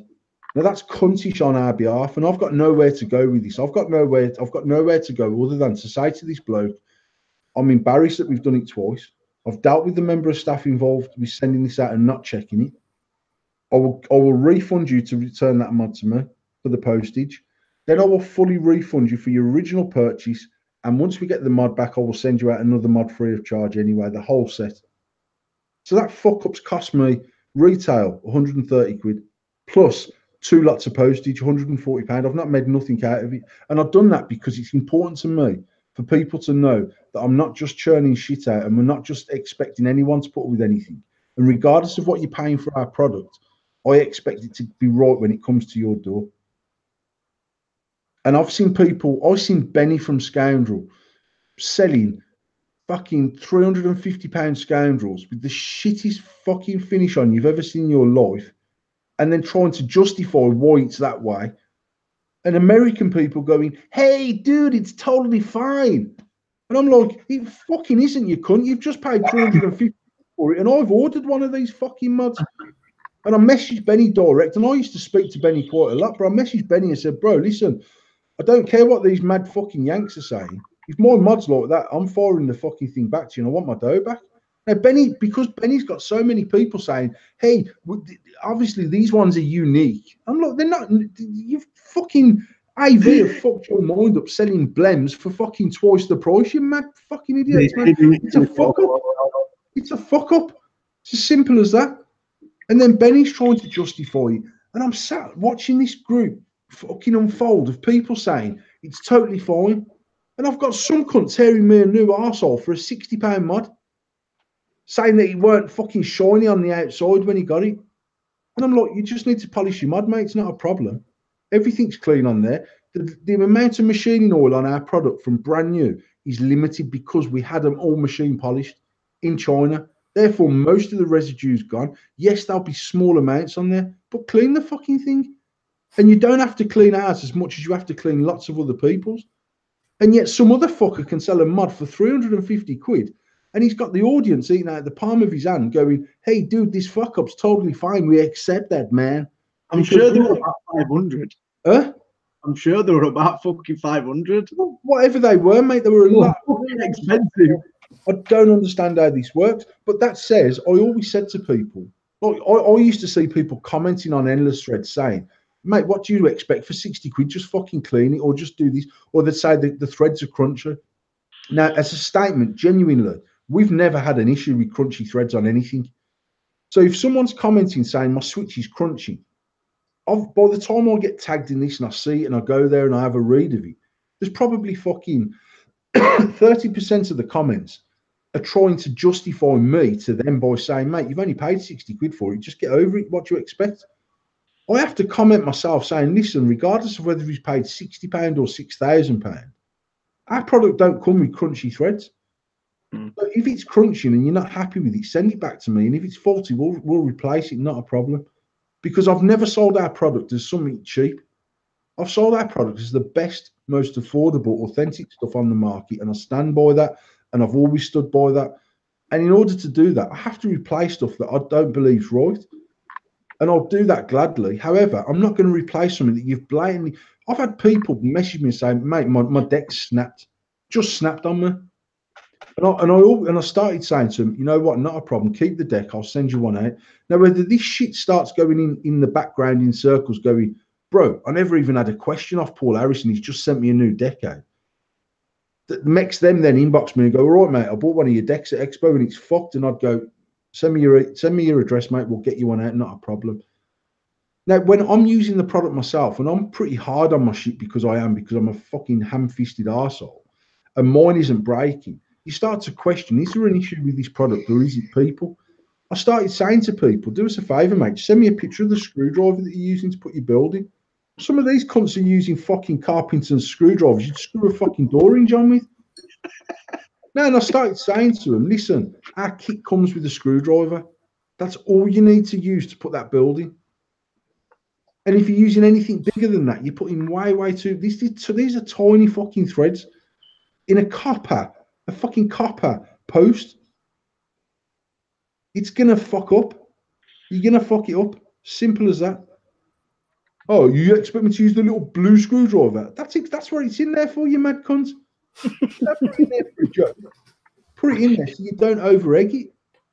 So, coming back again, bloody long-winded answer for Eden Mods, but I just think Eden Mods had Andy and Lee have been in a situation where they were fully focused on that business. I think for that business personally, they'd made too much of a rod for their own back to even go to China for manufacture because they were so anti-clone. They were anti-China. I had people in that group going, yeah, I heard you making mods in China. I do, mate, but you know the iPhone that you've just commented on this post, you understand that's made in China as well, don't you, dickhead?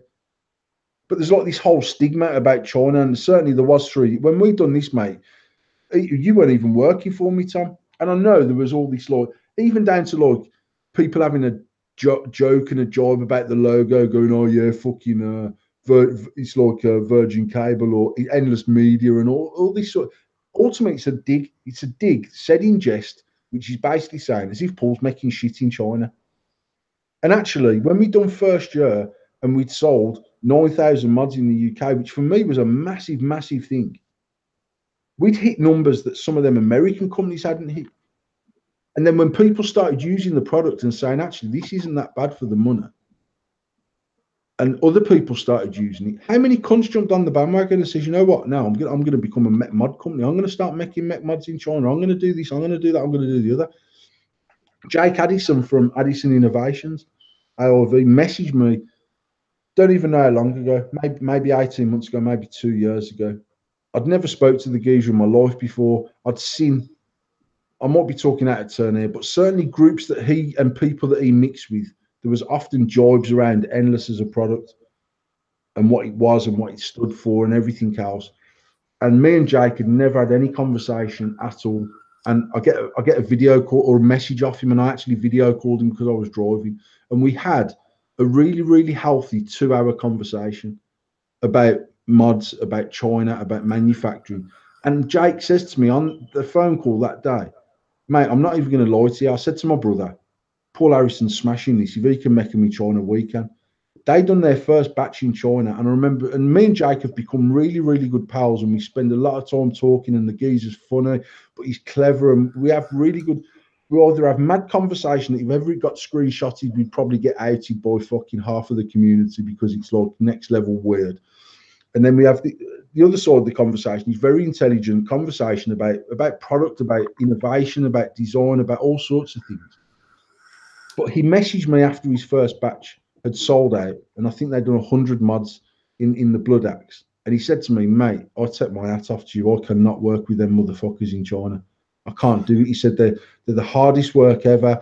We're not doing it anymore. They actually came back to the UK. They produced, I can't remember the name of the Mercy, and they've done limited runs of that. And they've since made a mod for someone else, which I can't think for the life of me what it's called. But he just says, even now, he's saying to me, I don't think we'll ever do anything again. He's asked me to even look at doing a collab with them.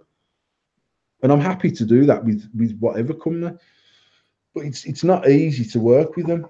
But I think for Eden Mods, they've got a massive stigma around about China, about clone, about using Chinese companies. It then becomes exceptionally hard when you're only selling to that very elite lot of people.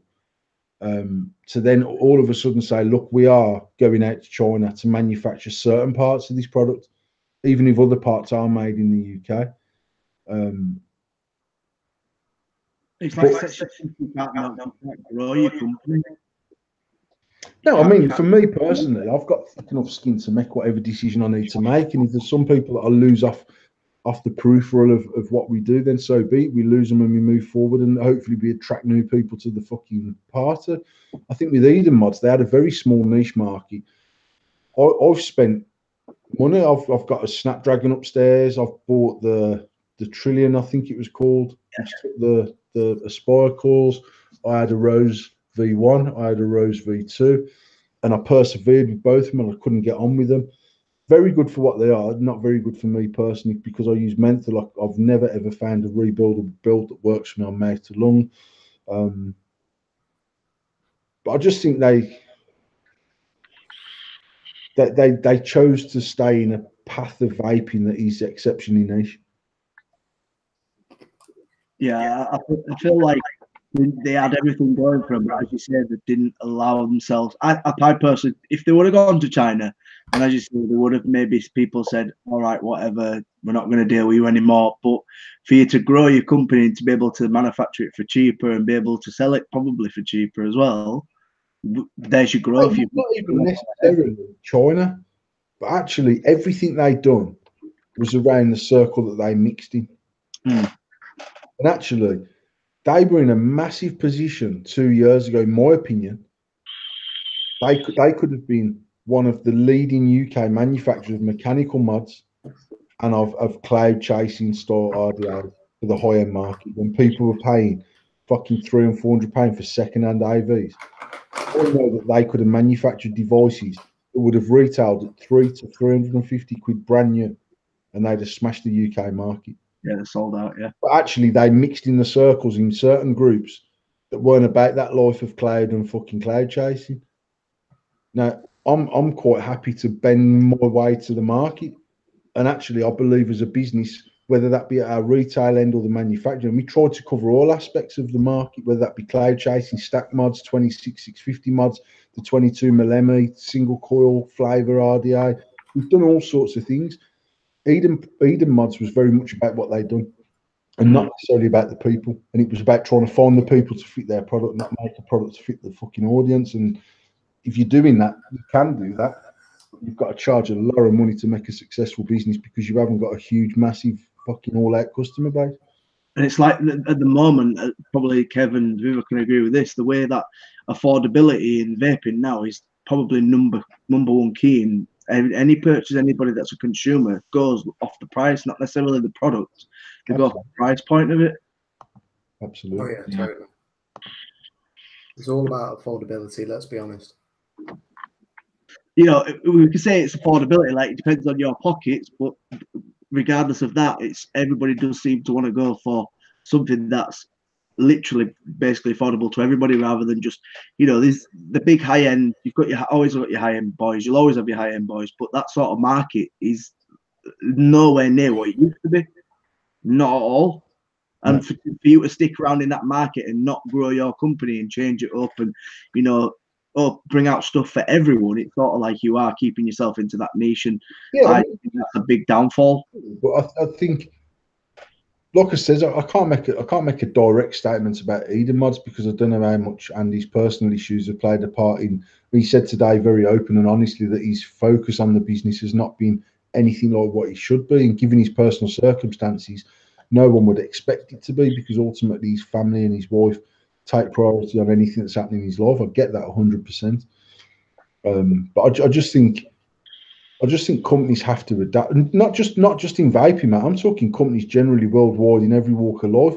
The sort of the element in us that wants and needs things is changing faster in people than it's ever changed in ever.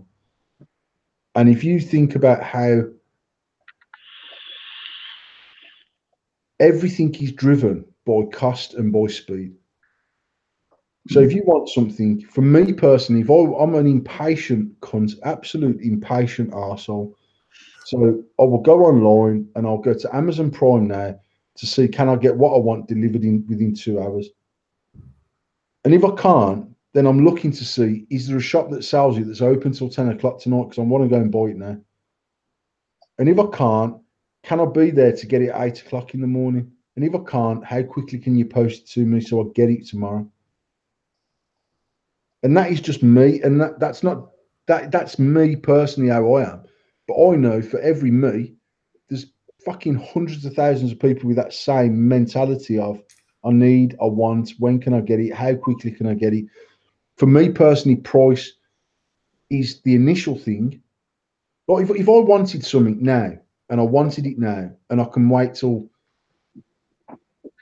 Friday morning and get it for 40 quid, or I could pay and have it delivered to my house by 10 o'clock tonight for 90 quid. I'm that dickhead that will pay the 90 quid. And it's nothing about whether, I'm in a different financial position than most. I've been like that since I was fucking 10 years old. What I want it now. And I'd rather spend every single penny I have to have it because I'm just an impatient twat. And I know that I am. And actually, as I've got a bit older, that the importance to have it with me right now is less. But if I can, I will. And I say an Amazon Prime fully has geared itself up to modern people. That's what I'm saying. I don't think it's you individually. I think that's how life has become, where everything needs to be now. I can remember having a conversation with our transport team back at the factory 10 or 12 years ago. And the managing director at the time got involved in the conversation, and we were talking about really sort of customers would phone us up and say, is my goods being delivered back tomorrow? And we'd say, yep, it's on the schedule for tomorrow. And they say, do you know what time? And we'd say, yep, sometime between 6 o'clock in the morning and 8 o'clock at night. And they'd say, well, surely to God, you know more than that. And I say, well, I don't know, because they could leave tomorrow at 6 o'clock and there could be a crash on the M6. And with the best will in the world, they might not get there till 4 o'clock in the afternoon. Everything could go like clockwork and you might have it by 9:30. So instead of you being disappointed, it will be sometime tomorrow between these hours. And I just remember the MD saying to me, surely to God, we can start to hone that service in. We can start to give, at least it will be AM or PM as a starting point. And then from there, if we've got 9 deliveries in the AM, we must have a certain route to take. So on that basis, we could say to the first customer, we don't know what time it will be, but you are the first drop. Mm. And if we know that there's 20 minutes between each of them drops, we can at least give the customer 20 minutes notice to say, we are on our way to you. We are on our way to you. We are. And I remember sitting there going, this geezer's fucking mad. You'll get it when you get it. And then you jump 12 years forward. And I've got people who place an order on our website tonight at 11 o'clock. And by 12 o'clock, we've had an email saying, hi, I've had no tracking details. And I'm like, no fucking more, yeah. You'd be getting a refund if you send another email like that, you mad fucker. But it's just like this whole, I need to know when it's going to be. And the truth of it is, it doesn't really make that much difference to people. I honestly believe humans put so much pressure on themselves and others just because they feel they can, over whether they actually need it. You know what I mean? There's people that order stuff and they'll go, fuck me, there's a nice surprise. It's going to come tomorrow. I don't even need that till Saturday. And it comes Friday morning instead of tomorrow. And there's a big fucking massive social media hoo-ha. You fucking promised me that for Thursday. The cunt don't need it till Saturday morning. You weren't expecting it until Friday afternoon. We promised it for Thursday. Something went fucking wrong outside of our control. All of a sudden, we're a bunch of arseholes. And that whole drama's created for no fucking reason other than someone can moan. Mm.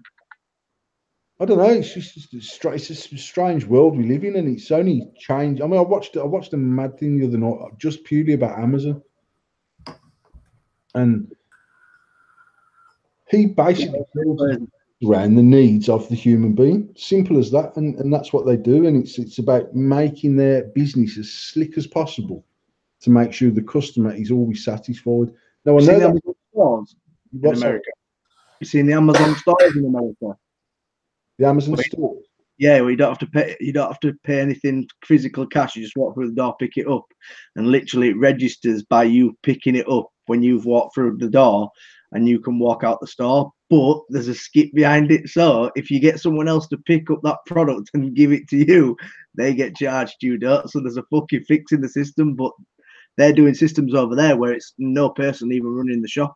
You walk through the door, you scan your fucking phone, you pick up the item, it's registered by all these fucking sensors, and everything you pick up, then you get charged on your Amazon account. It's fucking mental. The stuff that they're doing, Amazon is ridiculous. Mr. Jeff Bezos is 1.4 million a day. Even down to us going for a carvery. When I say to the woman, because I like to click my fingers because I'm an obnoxious cunt. Now, but if I say to them, all right, babe, can I have my bill, please? The longest I've ever waited for a bill to come to my table is fucking 5 minutes. Now, that 5 minutes sometime, as it was tonight, we asked for the bill in Miller and Carter's. We got there, we sat down to it at 4:30 on the assumption that we should be done about 6 o'clock. We ended up leaving about 6:45. Now, by then, Emmy's 45 minutes after a normal bedtime, so she's turned into like chief cunt. So she's crying and screaming and doing, and I've asked for the bill. And to be fair, the woman said, yeah, not a problem. I've seen her walk to the till, and as quick as she could print it out and bring it over, she did. That fucking 2 minutes of waiting is like, I want to punch someone because the kid's crying and everything's just getting like, oh, for fuck's sake. But I go for a carvery and I can pay for it at my table. And I'm like, I can't even be asked to download the app and do that for me personally. Because when I click my fingers and she brings the bill over, I pay her and I fuck off. It takes minutes. But everything is just geared up about making everyone's life that little bit quicker, little bit quicker, little bit quicker. And all they do with the extra 5 minutes is sit somewhere and look at fucking phones on bastard Facebook. It's all they do with the extra 5 minutes. Nothing constructive.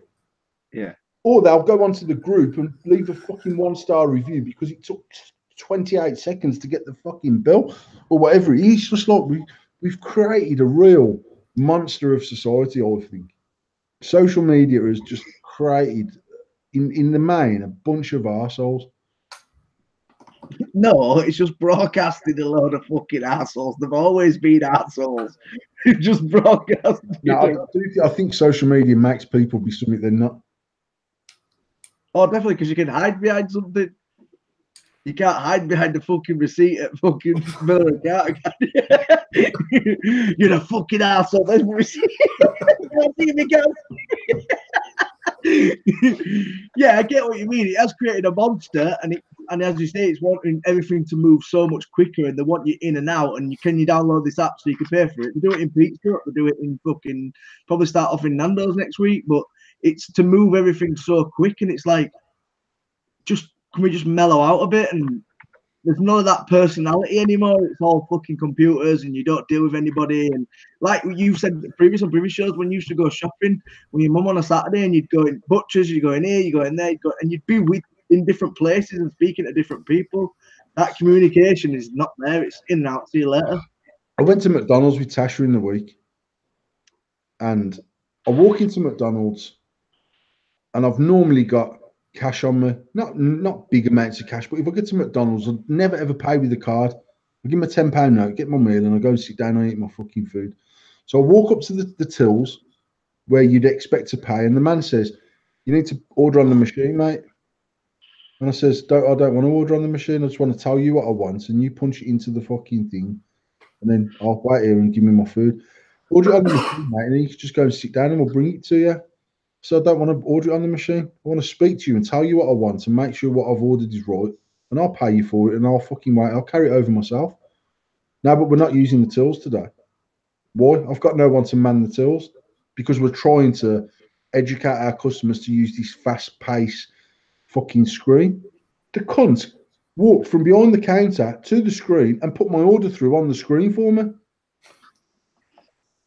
And wonders why I'm saying, mate, I don't know. The only thing that's happened there is I wasted 3 minutes of my life asking you to take my order there. You've actually walked over to there and took my fucking order for me. And then I says, I haven't got a card on me anyway, mate. I'm paying cash. Not a problem. You can put cash in the machine.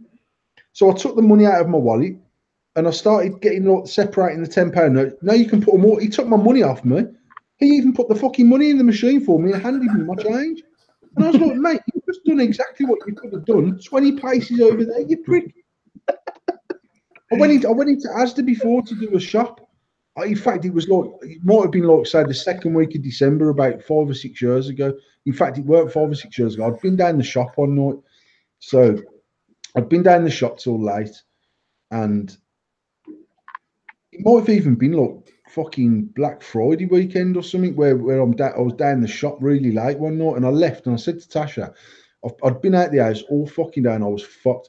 But I said to her, you know what, on my way home, I'm going to get to Asda and I'll do like the Christmas shop for stuff that will keep, like pickles and crackers and all the stuff that you do for that big Christmas shop. I said, if I go and do that now and we've got all that shit, then actually we can go shopping. I'll normally get up at 5. I used to get up at 5 o'clock on Christmas Eve. And I'd go out to Greg's because they opened early. I'd get the fresh bread and fresh meat and fucking all them things. I'll be back home by 9 o'clock. Bam, we can do something with the kids on Christmas Eve. I'll get to Asda. I've got a trolley full of shit, right? I don't know even how much it was. It's probably 200 quid's worth of shit. This is now getting on for midnight, 12:30.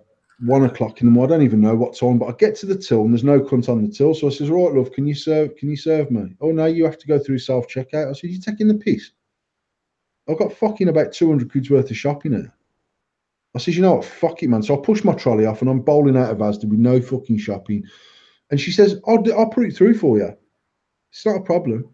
So she come and stood on the self-checkout and put my whole shop through the self-checkout for me. And I was saying, she said it's really annoying, this, but we just haven't got the staff. I said, love, them 3 bitches over there and stop fucking talking for the last fucking 20 minutes. They've literally, they stood at the end of the first fucking till talking shit. They've watched you put my shopping through the self-checkout and they're still fucking talking now. I don't understand it, and I honestly don't understand it. I fucking hate self-checkouts as well. Mate, I don't even if I've got 1 can of pop, I'll stand in the fucking queue and I'll let her do me. I can't be dealing with them. And every time I scan something, I end up having to fucking put my hand up. Malcolm comes running over with his fucking swipe card. And I'm just like, seriously, just fucking serve me and let me fuck off, man. It's just I buy a Red Bull on them fucking things. The idea for fucking Red Bull on them things now. It's fucking mental. It's more slower than it is fucking faster. Trust me, they're fucking annoying, fucking horrible things. And it takes away the customer service and shit. You're going to Asda on a Saturday. In our Asda's quite big. It's quite a big store. There's probably 6 checkouts that have got a mini conveyor on there for people that have got an half decent shop. And then I bet there's up to maybe 16, 20 small ones where you can just go and put a very small shop through. They must have fucking 12 members of staff watching the cunts. Literally stood there watching them, making sure they're not pinching an apple. You could have fucked all that space off and have 12 people on the checkouts knocking that out in seconds. Just doesn't make sense to me. It's just fucking. But there you go. What the fuck do I know? It's just the world we're in. Right, so we've got a subject tonight for before we do anything like from Ask the Boys or anything like that. We're going to do a bit of an Instagram topic. I know Viv's big on Instagram, Kev's big on Instagram. So we're aiming it to these. Me and Paul can have 2 minutes to sit back and have a vape. Instagram models, Instagram influencers. We know there's pretty Instagram famous, whatever you want to call them, vape famous. I don't know what you call them these days. Influencers, ambassadors, cunts. On social media, especially Instagram, there's famous people like Pandora Blue, for example. She's just one of the ones I know. Charging for Instagram posts. I don't know if she charges $500 for a post. I'm not looking at any liquid she's holding up. I'm looking at her tits and her ass. That's all I'm fucking bothered about. Fuck the liquid. I've never seen her hold a bottle of liquid. I've always seen cheeks and titties. That's all I've seen. So, boys, what is your opinion on people charging other users on Instagram for pictures, for them to learn SEOs, for them to learn the background of Instagram? What is your honest opinion on that in Instagram land? I'm going to start with you, Viv, because you've been very quiet, and someone did mention in the chat you've been quiet tonight. So what's your opinion on it? I know you're heavy into Instagram and you know a lot of people on Instagram. What's your full thoughts on people charging for Instagram? I think if you're Pandora Blue, go for it. She's got God knows how many followers. I don't even know what her numbers are, but I know they're big. About 1.5 million. Look at Paul, he's on there all the time. So she's got 1.5 million. Her reach is going to be absolutely astounding. So it's another form of advertising, isn't it? Let's be honest. If you're a business, you pay her 500 quid and you've got the theory of hitting 1.5 million people viewing that product. Why not? That's 500 quid for 1.5 million. How much do adverts cost nowadays? It must be better. It must be more cheaper for people to do it that way than to put an advert on the TV. Let's be honest. in terms of pay, I'm just looking at her post, I just want to mention, I'm just looking at her post. Paul was fucking nearly bang on. She's got 1.6 million, but yeah, Paul was bang on. He's got her on. I haven't looked at her profile for a week. She's fucking. Now, I mean, for me personally, I wouldn't give Pandora Blue the fucking snot off the end of me cock to post a picture for me for the business, because I don't believe her demographic is just about vaping. And actually, it's out of not. that 1.5 million people, there's 1.45 million are just fucking people who are perverts on Instagram. So on that basis, the amount of people I'm getting my product to is very little, because Tom's a vapor and he's still looking at her tits because he's a fucking pervert. So I don't believe personally that the type Pandora Blue for me would do much more beneficial advertising for people that sell lingerie, that sell swimming gear, that sell the shit that she wears with the tits hanging out, more so than holding a bottle of e-liquid between the crack of her ass. She's getting. I just think that because if she's wearing a certain type of bikini or bra or whatever that she's selling, there's going to be other women that see that with the similar size tits, with the similar size body, they go, actually, that bra is really nice, or it supports the tits well. So from an actual out and out marketing point of view, I just think she's brilliantly exploiting the vaping market by charging. I believe she charges she used to charge $300 per post. And I know that because I know someone had messaged her about doing a post, and she said, "Yeah, PayPal me $300." And that was even before the days of a story. So it was just a post for $300. Now I know that they do story packages and they do post packages and all this sort of malarkey. Have you seen the latest thing that she's plugging? Mate, I honestly don't. I follow Pandora Blue. I can honestly say it's not someone's account that I'd ever press on and have a mooch through. She's doing weight loss tea or something. That's the latest thing. Fucking But crap. She's actually the way to check these guys out is look at the pictures where they're in it, and then look at the product pictures they put up, and look at the difference in likes. That's how you genuinely can tell on Instagram whether someone's liking a picture because of the person that's in it, or liking a picture because of the product that's in it. I'm not a massive Instagram user, so I don't even know how many followers Shady Vaping's got on there, 3,000 or 4,000 or something like that. It's not something I've ever particularly pushed. It's not something I've got a real desire to, although I understand the importance of it. I genuinely do. It's just that for me, I've always been about Facebook. That's been my life. It's what I do. I do it exceptionally well. Instagram for me has been something that I've done because I felt we should do more so than I understood and I wanted to do it. But there's people that I see on my news feed where when they're stood in a bikini, they'll get, mate, and these aren't the famous people. These are just slags who are on Instagram. they're stood in some sort of top with their tits half hanging out and very suggestive looking picture, and they might only have 2,000 or 3,000 followers themselves, but that picture might get 600 or 700 likes, which is still not bad for them numbers. And then she posts a picture of her with her old man, with a boyfriend, and she gets 4 likes.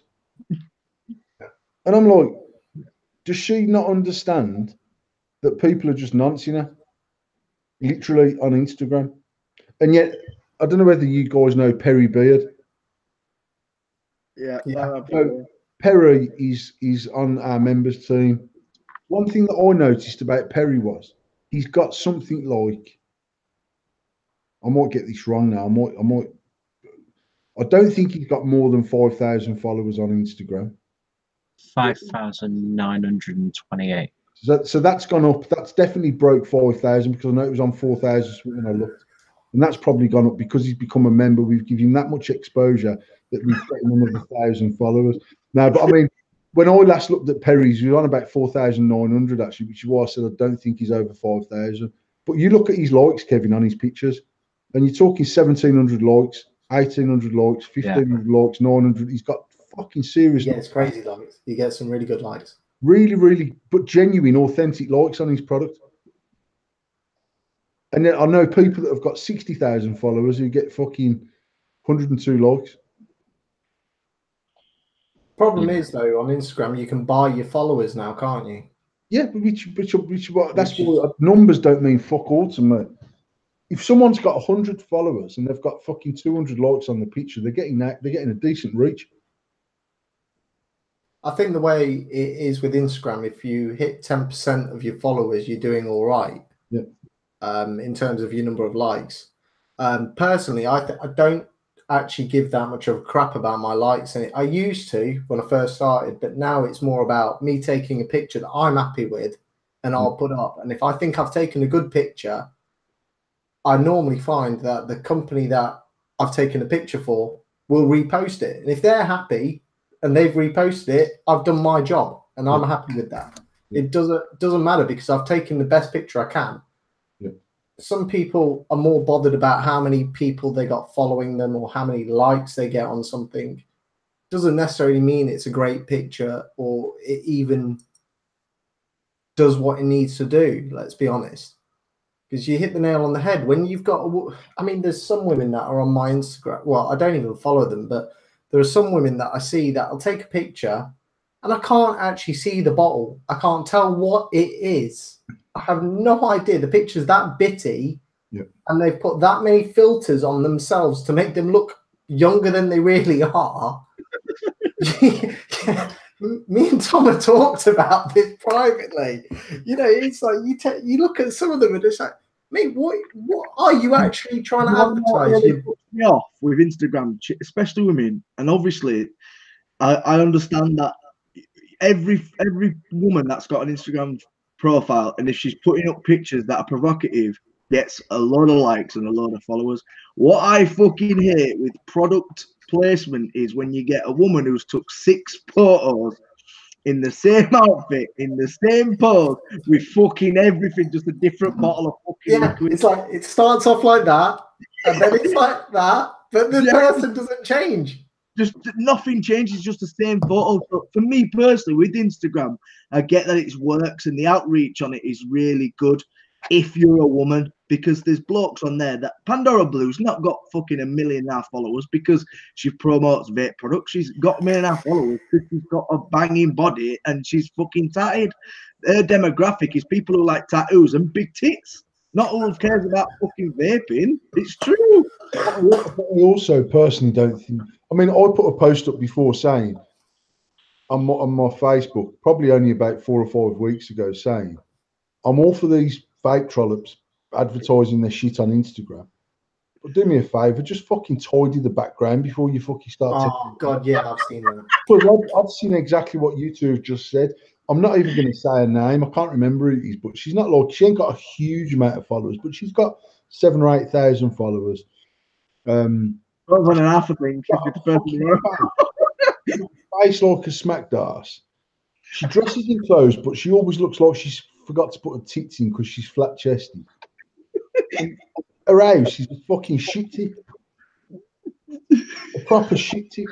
And I was just like, I've commented on them. I've literally commented on her picture. Look, she does a story, and the story's there with the fucking. She's got like a fucking 12-year-old boy's chest. With some fucking white vest on, and she's all like, she said she had ask me anything you want. You know, you can do this thing on the story. The ask questions thing. And I said, and like she literally, she's got people going. I would love to do naughty things, Chan. She's posted up with like a oh, I always get this and that. And my question to her was, do you realise you forgot to put your tits in back? She never fucking reposted my question, the rat. Mate, I see like, I can't remember her name, man. Fucking is it Plucky Tattoo or something like that? A mixed race skill. Come on, Viv, you should. She's a bit like Pandora Blue. She does a little bit of vape advertising, but predominantly she's advertising the fact that she's got a fanner. That's all. And she's like, she's I don't know, she might even be like a light-skinned black woman. Mate, she's got the fattest, most fucking cellulite infested arsehole you've ever seen. And she's fucking honestly, she's vile. And I've literally commented on her threads when you've got all these, because you read through some of them comments, look, the seediest men in the world are on there. Proper, horrible, seedy, vile, fucking, you know they're at home pulling the end off their own cock. And they're all going, oh my God, you're so beautiful. I'd love to fucking eat you. And then a little picture of a cat. And they're like, proper fucking slimy cunts. And I comment on these things going, you are the horriblest thing I've seen on Instagram ever. Proper.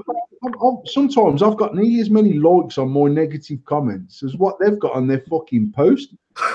And then I wonder how many people are following these people just because they're in shock and awe. Like, I've literally followed people because I've seen them go from 20,000 followers to 120,000 followers in weeks. And they've come up in my news feed because one of my other pervert friends has liked their post or whatever. So it comes up as like a suggested post. And I've literally seen them in my news feed a couple of times. And I do. Numbers have always intrigued me. They don't make me tick, but they've always intrigued me that certain people can do something in a certain way and it fucking booms, and they will go from nothing to everything in weeks, in months, and they'll get this huge following. And actually, genuinely, I follow people like that to try and capture in my own or try and understand what they're doing. Who are they attracting? How are they attracting? What sort of knobheads are following them? And what would that give us as a business? The truth of it is, I think Instagram now has become more and more fickle just on the basis that if we go back to vape sponsors 3 years ago and we use the likes of Ollie Deeks as an example, who was very well respected in the community. He was fucking fantastic at blowing a cloud. He had this mad ability to say, this mech mod is fucking awesome, and every cunt had one. This wire is awesome, and everyone bought the wire. And now, if you fast forward 3 years, you've got this massive, mad, full social media, whole hypey, advertising-y, lots of numbers, fucking shit. And then you've got every single man and their dog sponsored by some sort of vape company, who I take anything they say with a pinch of salt, which is why on last week's show, we spoke about the whole members thing and whatever. It's definitely not about just being shady vaping, endless mods, AF, build them. It's actually about vaping. And if Viv is in the members team, but he's not exclusive to only using our products and pushing our products and everything else. Kevin's in the members team, but he's sponsored by Juice Source, or Suicide Mods or ODB, or he certainly uses Suicide Mods, but he's sponsored by ODB and he's sponsored by Juice Source and whatever else. Now, a few years ago, that bothered me because I was like, I can't have someone on the team that's not just about us. This is not. This whole thing that I'm trying to do at the moment isn't being about us, it's been about vaping. And both of these guys are in the chat, and I've been very honest and says, look, let's try and break this down into demographics. Who have we got on there that can sub-ohm? Who uses mechanical? Who's using sub-ohm regulated? Who uses mouth to lung? Who's good at building? Who's good at live feeding? Who's good at taking pictures? Who's good at Instagram? How many avenues can we cover where, even if it's Kevin saying to someone, as a mouth-to-lung vapor himself, and Viv as a mouth-to-lung vapor using salts, he's saying to someone, try salts, and try salts for this reason. And actually, I'm using Juice Source. I haven't got an issue with that, even though at this minute in time, I haven't got Juice Source salts in our shop. I've got lots of other different salts, but I haven't said to you guys, lads, if you're recommending salts, do us a favour. Recommend pod salts because I stock them ones. Actually, recommend what you're using. Yeah. And when we get our salts out, I'll send you some of our salts, not so you can push them in everyone's face. I want some honest feedback from you guys to say, is it good? Isn't it good? How do you find the salt hits you compared to other salts? Is it better? Is it indifferent? Is it smoother? Is it harsher? Whatever. And if you think it's a good product, I'm more than happy for you to stand behind it. But if you said to me in inbox, to be honest, mate, your salts ain't for me, I wouldn't say to Tom, right, fuck Kevin off out the group, mate. He doesn't like our salts, because I've got more about. No, but I mean, my concern over capturing the world is different to what it was 3 years ago, what it was 5 years ago. And I know that I can't conquer the world, but I do believe as a team we can make a difference in various walks of the vaping world. And I think, have I ever bought anything off someone advertising someone else's product off Instagram? I don't think I have. But I've bought off the company themselves that have used their own photographers to do their own product shots and advertise their own stuff. And I just find it very, very fickle to the point where I flick through it. I flick. There's no way that I can have a bird with the tits. Blatantly, she's got a white fucking boob tube on. She's blatantly got her nipples pierced because I can see the fucking things. And to read her bio going, this is the nicest donut I have ever vaped in my life. You should buy some. And me to go, fucking hell, she must know her shit about liquid. I'm going to buy a bottle of that. It just doesn't happen for me. I genuinely think, who the fucking hell is buying that product based off her knowledge? That's what I think personally, which is why when I started that group chat with all you guys, one of the very, very first things that I said was, I don't want this about spamming us. Because I understand how fickle and bullshit that can come across. Even if all the 20 people that we selected are adamant about Endless and about the wire and about the liquid and everything else, for you just to keep posting that fucking all day, every day, everyone's a bit like, fuck me, one of Paul's fucking minions is out posting again. And it just becomes nothingness. And even look at Adele. Adele's not paid by us. She doesn't earn from us. She doesn't get a wage from us. She's just always been about what we do. But I'm also very aware that there's lots of people who go, for fuck's sake, Adele. Because I think it myself sometimes, and she's posting more shit. And there's still days where I'll go, you know what? And I've said to her, you don't need to post all them groups. Just post a couple of them, and actually, it carries so much more weight than 60 posts of the same post saying the same thing about the same product. And I'm aware of that. So because I'm aware of it, when I see other people doing it, if I'm honest, it carries fucking so little weight with me. So little weight. Certainly someone like that. Now, if someone who is respected in the industry, who's got enough knowledge to say, actually, I've used one of Paul's mechs, and as far as mech mods go, it's decent. It does what it says it's going to do. It's basic. There's nothing major to go wrong with it. That carries so much more weight for me than some tart who ain't got a fucking clue how to long inhale a bastard mech mod anyway, going, this is so pretty. You should get one. And that's it. And then it's hashtag girls with tats, girls with tits, nipple rings. You know what I mean? And I'm like, what the fuck's that got to do with that mod? Absolutely fuck all. Absolutely fuck all. But clearly, there's people out there paying these people a lot of money to advertise for them. A lot of money. Huge amount of money. And actually, I'd rather advertise on Bike Life Birmingham. He's got 250,000 followers. They're all lads driving around Birmingham on motorbikes, mostly illegally, doing wheelies, fucking on the path, off the path, on quads, off quads. But they've got 250,000 followers. And every post that they put up gets fucking 25, 30,000 likes. I'd rather pay them to advertise my vape shit. Literally, just as an advert that goes out to them people. Because I would say that out of their 250,000 followers, I would suggest at least 10% of them are in Birmingham. And I know the lads behind that page are actually from Chelmsley Wood. Chelmsley Wood is 7 more from our shop. There's a huge local following. So for me to just say, actually, don't even go out about Dudley and whatever. I want a very specific advert. I've spoke to them. They want 50 quid off me to put an advert out there to 250,000 people. That's so demographically local to our shop. I believe we'll get more business off that, to the point where as soon as Black Friday's done and we've got all our shit together, and these last 2 weeks have been fucking madness, I'm going to set up a Bike Life Birmingham discount code for them to post on their group. I think it's £50 for them to put it on their story and on their actual feed. And once it's on their feed, it's on there permanently. So if people look back, it's always on there. Now, for me, that's 50 quid, way better spent than if Pandora Blue said to me, I'll do the same thing for 50 quid.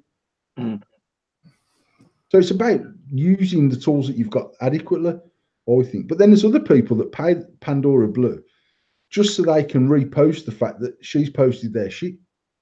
Because there's other people that don't realise they're paying to do that, so they'll go, "No way, that's cool, that is, man." As if Pandora Blue commented about your liquid. They don't tell them, "Oh yeah, I've just paid the $500 to do that, mate." They just repost it themselves to give themselves a little bit more props, and it's just a bit like it all seems a bit fake and bollocksy to me. Kev, what's your opinion? We haven't heard your opinion, and I know you're heavy into Instagram. What do you think? Do you think there's a line to be drawn, or?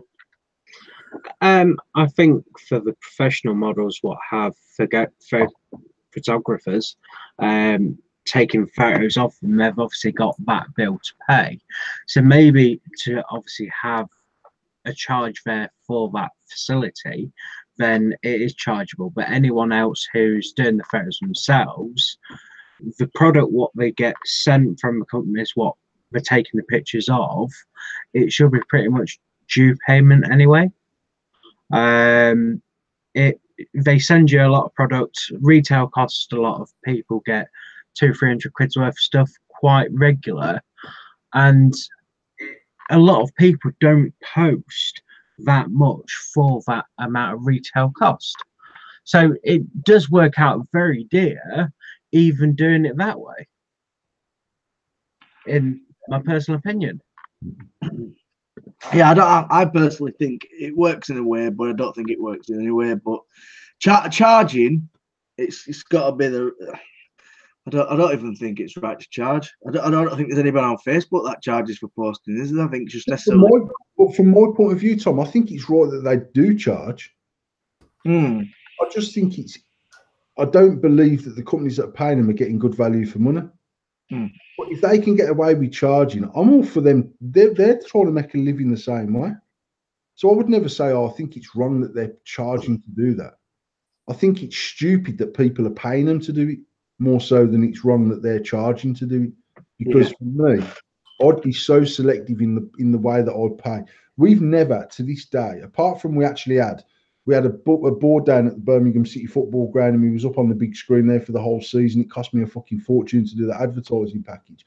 But that was more a personal thing for me, because I know probably fucking 500 lads a week that go down the Blues, and actually we set up a specific discount code for that advertising slot, which was a fixed permanent pitch board, plus before match, half time, and after match on the fucking big screen that's massive there. And actually, even though that package cost me quite a lot of money, over the course of the season, it more than paid for itself. But the other thing was the amount of people that used to take pictures of us on that board and post it on our Facebook page 3 years ago. Say, "Fucking hell, mate, I've just seen this down at the Blues." It was mad. So we were getting some sort, but that's the only time we've ever paid for an advertising thing, as opposed to going into local papers or on buses or on bus stops or whatever. We've never done it. Yeah, I agree. Well, we're at 10:15. I'm not going to get through any of the Ask the Boys questions. We'll do them last week. But as always, we always do the comment of the week by Paul. And we've got a good one this week. Paul, you've been slacking this week because I know you've been busy. So this one's from Monday. And this one is, and I'm going to say this. I actually read this comment to someone and referenced this comment to them. And I think they was quite offended, but I actually quite like reading this comment. It was, "One day, a knight in shining armor will sweep you off your feet and treat you right, but only if you stop being a right annoying, whiny motherfucker." Yes, I referenced that to somebody. They did give me a giggle, but I think they was quite offended. So thank you for that status. I do appreciate that one. But that is the status of the week. That was born. So you know what's funny about that, Roy? It's from someone who I'm friends with on Facebook. I follow them on Instagram, or they follow me on Instagram or whatever. And my God, that fucking split arse can whinge, man. And I mean, it's like next level. And literally, it's like all men are bastards, fucking fuck man, da da da da da da da. And I'm like, you will never ever get a man to treat you right because you're a cunt. Never gonna happen for you. And it's, I swear, it's fucking crazy. And it's like you can't expect someone to treat you like a princess when you're a fucking slag. You can't. You just can't. And if you get that bloke, he won't be good. Like the typical women that when they get the nice bloke, they go, "Oh, he didn't work out. He was dead boring." He used to moan about Winston knocking her about. He comes in from work every day at 6:30 with a bunch of flowers, and he's a boring prick. And I'm like, "You've just fuck you, man. It's you that's wrong." You've fucked 840 people in the last 2 years. All 842 of them can't be wrong. You're an annoying bastard. That's it. End of. And on that point, I'm going to close the show. So thank you so much, everybody, for watching. Make sure you do like the video. Make sure you do subscribe. We didn't get onto the Black Friday deals, but keep your eye on Facebook because we'll be putting out some amazing deals for Black Friday. Absolutely. We've got very quickly. If you go onto the website, you can subscribe to notifications. I haven't got a fucking clue how to do it because I've done it right at the start. Go down to the bottom of the page. There's a bell icon. Press it, and it'll do it. You can't do it on iPhones, but you can do it on Androids. You can do it on your computer. So literally a bell icon, bottom right hand side. If you subscribe. We'll be going live at midnight tomorrow night. So that's as the clock strikes 12 onto Friday morning. We will go live at 12. We've got, I believe, Jack's just posted in one of the other chats. We've got offers of up to 74% off certain products. We've got everything connected. We've got regulated mods. We've got mounted lung mods. We've got liquids, 50 mils, 100 mils. We've got some 200 mil liquids. We've got some 3 10 mil packs, 5 10 mil packs. We've got mech mods. We've got authentic mechs. We've got the full range of Endless has got an offer on it. Buildham's got a full offer across the board. AF's got a fantastic offer across the board on it. Birmingham Fog's got a fantastic offer across the board on it. But literally, all discount codes will be disabled at midnight tomorrow. Everything will be reduced. If it's not reduced, we can't reduce it. But you don't need to put discount codes in. It's either reduced or it's not. We've got a Black Friday section that I don't even know if it's live as a visible yet or whether that will change at 12 o'clock tomorrow night. I'm not sure because Jack and Tom have been working on the website all week and last week, and it's been a fucking nightmare, and we're still working on it, and we'll still be working on it until 11:59 tomorrow night probably. But yeah, I mean, you go onto the website, you can click on, not necessarily everything that's reduced will be in the Black Friday section. What I've said to Tommy is, like, there's some things that have got 15% off, there's some things that have only got 10% off, there's some things that have got 74% off. So if we try and put all the real bargains into one area, the rest of it then is just about you browsing around the site. And if you see something that you wanted anyway that's reduced, you're going to get yourself a bargain.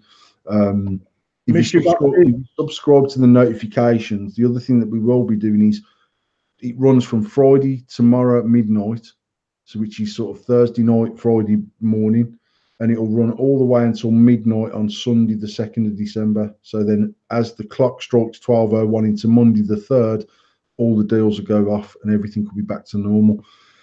So you've got 10 days. We've done it that way because obviously Black Friday starts tomorrow, although some people started Black Friday on Monday because they're fucking stupid and they're trying to get the extra quid in as quickly as they can and all the rest of it. We said we were doing it from Black Friday. We're doing it from Black Friday. I'm running it till the 3rd because some people don't get paid till the last day of the month. Some people don't get paid till the first day of the month. So we're just trying to cover everyone and give everyone a fair crack of the whip. But what we will be doing for the next 10 days is anyone that subscribes to the notifications will be involved in some mad offers. So you might get a notification to say that there's 2 clean mods for £1.99.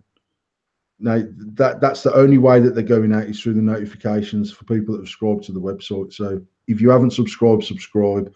They're just going to be random offers that we just put out as and when. We'll just change the quantities, change the price. When the 2 have sold, we'll change it back again, and then it'll just crack on.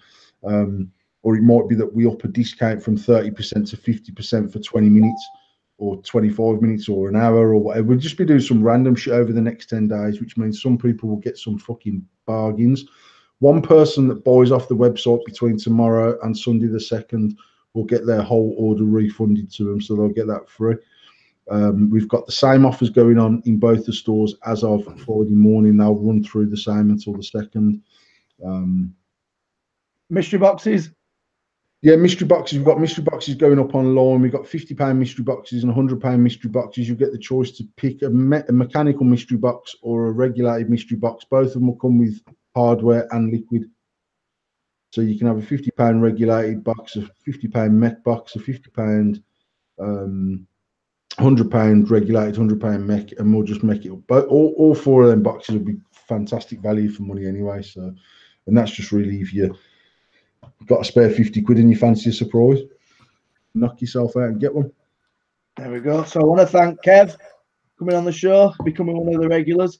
Viv, No. you didn't get much to say, mate, but you listened in like you always do every week. I know you're a viewer, so you got the chance of seeing the raft of face on this week, Paul's wisdom, and Kevin sitting there and talking about his bridges that he's about to fucking burn.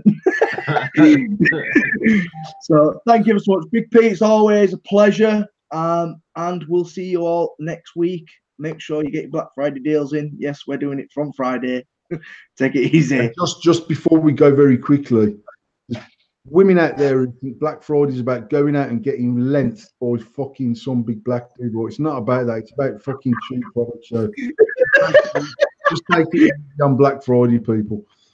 On that note,